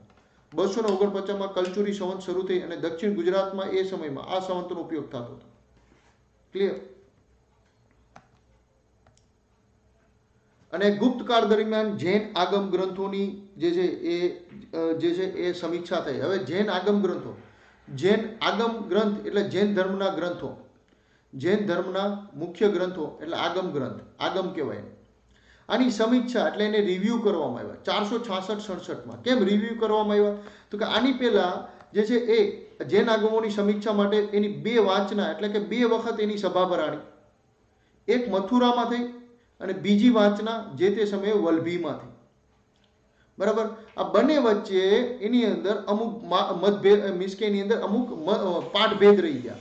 વાંચનાની અંદર અમુક જે છે એની અંદર અમુક પાઠભેદ અથવા એની અંદર અમુક ભેદ અથવા કે એની અંદર અમુક જે છે એ ટકરાવ રહી જતો હતો અથવા બેની અંદર એકરૂપતા નહોતી. આના કારણે દેવાર્ધીશ રમાશરમણે નક્કી કર્યું કે ભાઈ આની અંદરનો જે છે ડિફરન્સ છે બંને વાંચનાની અંદર ધર્મગ્રંથની વિચારધારાની થોડો ઘણો મતભેદ રહે છે એને દૂર કરી અને એક કોમન ધર્મગ્રંથની બાબતોને આપણે લિખિત સ્વરૂપ કરી નાખ્યા, એને લિખિત આવૃત્તિ તૈયાર કરી નાખ્યા. એ સમયે ઓલા ભોજપત્ર શોધાઈ ગયા હતા, લખાણનું આવી ગયું, એટલે એમને નક્કી કર્યું કે ભાઈ જે અત્યાર સુધી પેઢી દર પેઢી આપણે મૌખિક રીતે ધર્મગ્રંથોને હલાવીએ છીએ એને હવે લિખિત સ્વરૂપ આપીએ. દેવાર્ધીશ રમાશરમણની અધ્યક્ષતામાં 466-67માં અધ્યક્ષતામાં એક સભા ભરાણી. ક્યાં ભરાણી? તો કે આગમ ગ્રંથો માટેની સભા વલભી ખાતે ભરાય છે, બરાબર. આ પેલી 2 સભાઓ થઈ હતી જૈન ધર્મની, આ પેલી 2 સભાઓ થઈ હતી. એ બંને સભાઓ જે છે એ પેલી સભા આર્ય સ્કંદગિલના સમયમાં મથુરામાં ભરાણી હતી. બીજી જે છે એ નાગાર્જુનના અધ્યક્ષતામાં વલભીમાં ભરાણી હતી. આ બંને વચ્ચે ઘણી બધી બાબતોનો ભેદ હતો. એ ભેદને દૂર કરવામાં આવે છે કોના દ્વારા? દેવાર્ધીશ રમાશરમણ દ્વારા. દેવાર્ધીશ રમાશરમણ દ્વારા. ક્યારે દૂર કરવામાં આવે છે? 466માં. અને અહીંયા આગમ ગ્રંથો લિખિત સ્વરૂપમાં આવે છે. જૈન ધર્મના મુખ્ય ગ્રંથોને અહીંયા લિખિત સ્વરૂપમાં લખવામાં આવે. હવે ઓલા નાગાર્જુન કોણ છે એની ચર્ચા કરી નાખેલી છે. ઢાકના રાજકુમાર હતા, પાલિતાણા વસાવનારા હતા. પાલિતાણા નાગાર્જુને વસાવેલું. કોની યાદમાં? તો કે એના ગુરુ પાદલિપ્તાચાર્યની યાદમાં. પાદલિપ્તાચાર્યની યાદમાં એના ગુરુ હતા, જૈન ધર્મના ગુરુ, જૈન ધર્મી હતા. અને જે છે એની યાદમાં પાદલિપ્તપુર અને જે પાલિતાણા કહેવાનું એ નાગાર્જુને વસાવેલું હતું. આ નાગાર્જુન ઢાકના જેઠવા વંશના રાજકુમાર હતા. અને આગળ જતા એમને પાદલિપ્તાચાર્ય જૈન ધર્મની અંદર ઘણી બધી ખામીઓ અથવા એને અમુક બાબતો એને યોગ્ય ન લાગી. એટલે આ વ્યક્તિ આગળ ભણવા માટે ક્યાં જાય છે? નાલંદા જાય છે. નાલંદા ત્યારે હતું અને નાલંદામાં જઈ અને બૌદ્ધ ધર્મ સ્વીકારી લે છે અને ત્યાં ખૂબ પ્રસિદ્ધ પામી અને આગળ જતા જે છે એ નાગાર્જુન રસાયણ શાસ્ત્રી તરીકે પ્રસિદ્ધ પામે છે. મૂળ જે છે ઢાક ઉપલેટા પાસે આવેલું છે ત્યાંના આ વ્યક્તિ હતા. ઢાકમાં બૌદ્ધ ધર્મ અને જૈન ધર્મની બંનેની જે છે એ ગુફાઓ પણ આવેલી છે આલેચ પર્વતમાળાની અંદર, બરાબર, આલેચની ટેકરીઓમાં. અને આ નાગાર્જુન એટલે પ્રસિદ્ધ બૌદ્ધ ધર્મના સાધુ જેને જૈન ધર્મ પણ સ્વીકાર્યો હતો, પાલિતાણાની સ્થાપના પણ કરેલી અને જે છે નાલંદાના સ્કોલર પણ હતા, રસાયણ શાસ્ત્રી પણ હતા, રસ ચિકિત્સા શાસ્ત્રના જે છે એ રસ ચિકિત્સા શાસ્ત્રના શોધક પણ હતા. રસ ચિકિત્સા શાસ્ત્ર એટલે શું કે કોઈ પણ વસ્તુને આપણે વાટી અને એનો રસ કાઢીએ ને, એ રસ કોઈ વનસ્પતિનો કાઢી અને પીવાથી સારવાર જે છે એ રસ ચિકિત્સા શાસ્ત્ર પણ કહેવાય. એના પણ શોધક એટલે નાગાર્જુન. ક્લિયર? તમને યાદ રહી ગયું અહીંયા આટલી બાબતો? જૈન ધર્મની સમીક્ષા, આર્ય સ્કંદિલ અને આના બંનેની વચ્ચે અમુક નાગાર્જુનની બંનેની જે પુસ્તક હતી બંનેની વાંચનાની અંદર અમુક મતભેદ રહી ગયા હતા, એને દૂર કરે છે દેવાર્દી શર્મા વલભી ખાતે. ત્રીજી જે છે પરિષદ ભરી અને અંતમાં ફાઇનલ આગમ ગ્રંથો તૈયાર કરવામાં આવે છે. અને આ દેવાર્દી શર્માના અધ્યક્ષતામાં જે છે એ મૈત્રકાળ દરમિયાન બીજી બૌદ્ધ ધર્મની સભા પણ ભરાશે. બીજી બૌદ્ધ ધર્મની સભા જે છે આમની અધ્યક્ષતામાં ભરાશે, એની પણ આપણે ચર્ચા કરીશું. 512માં બીજી બૌદ્ધ ધર્મની સભા દેવાર્દી શર્માની અધ્યક્ષતામાં વલભી ખાતે ભરાશે, એની પણ આપણે ચર્ચા કરીશું.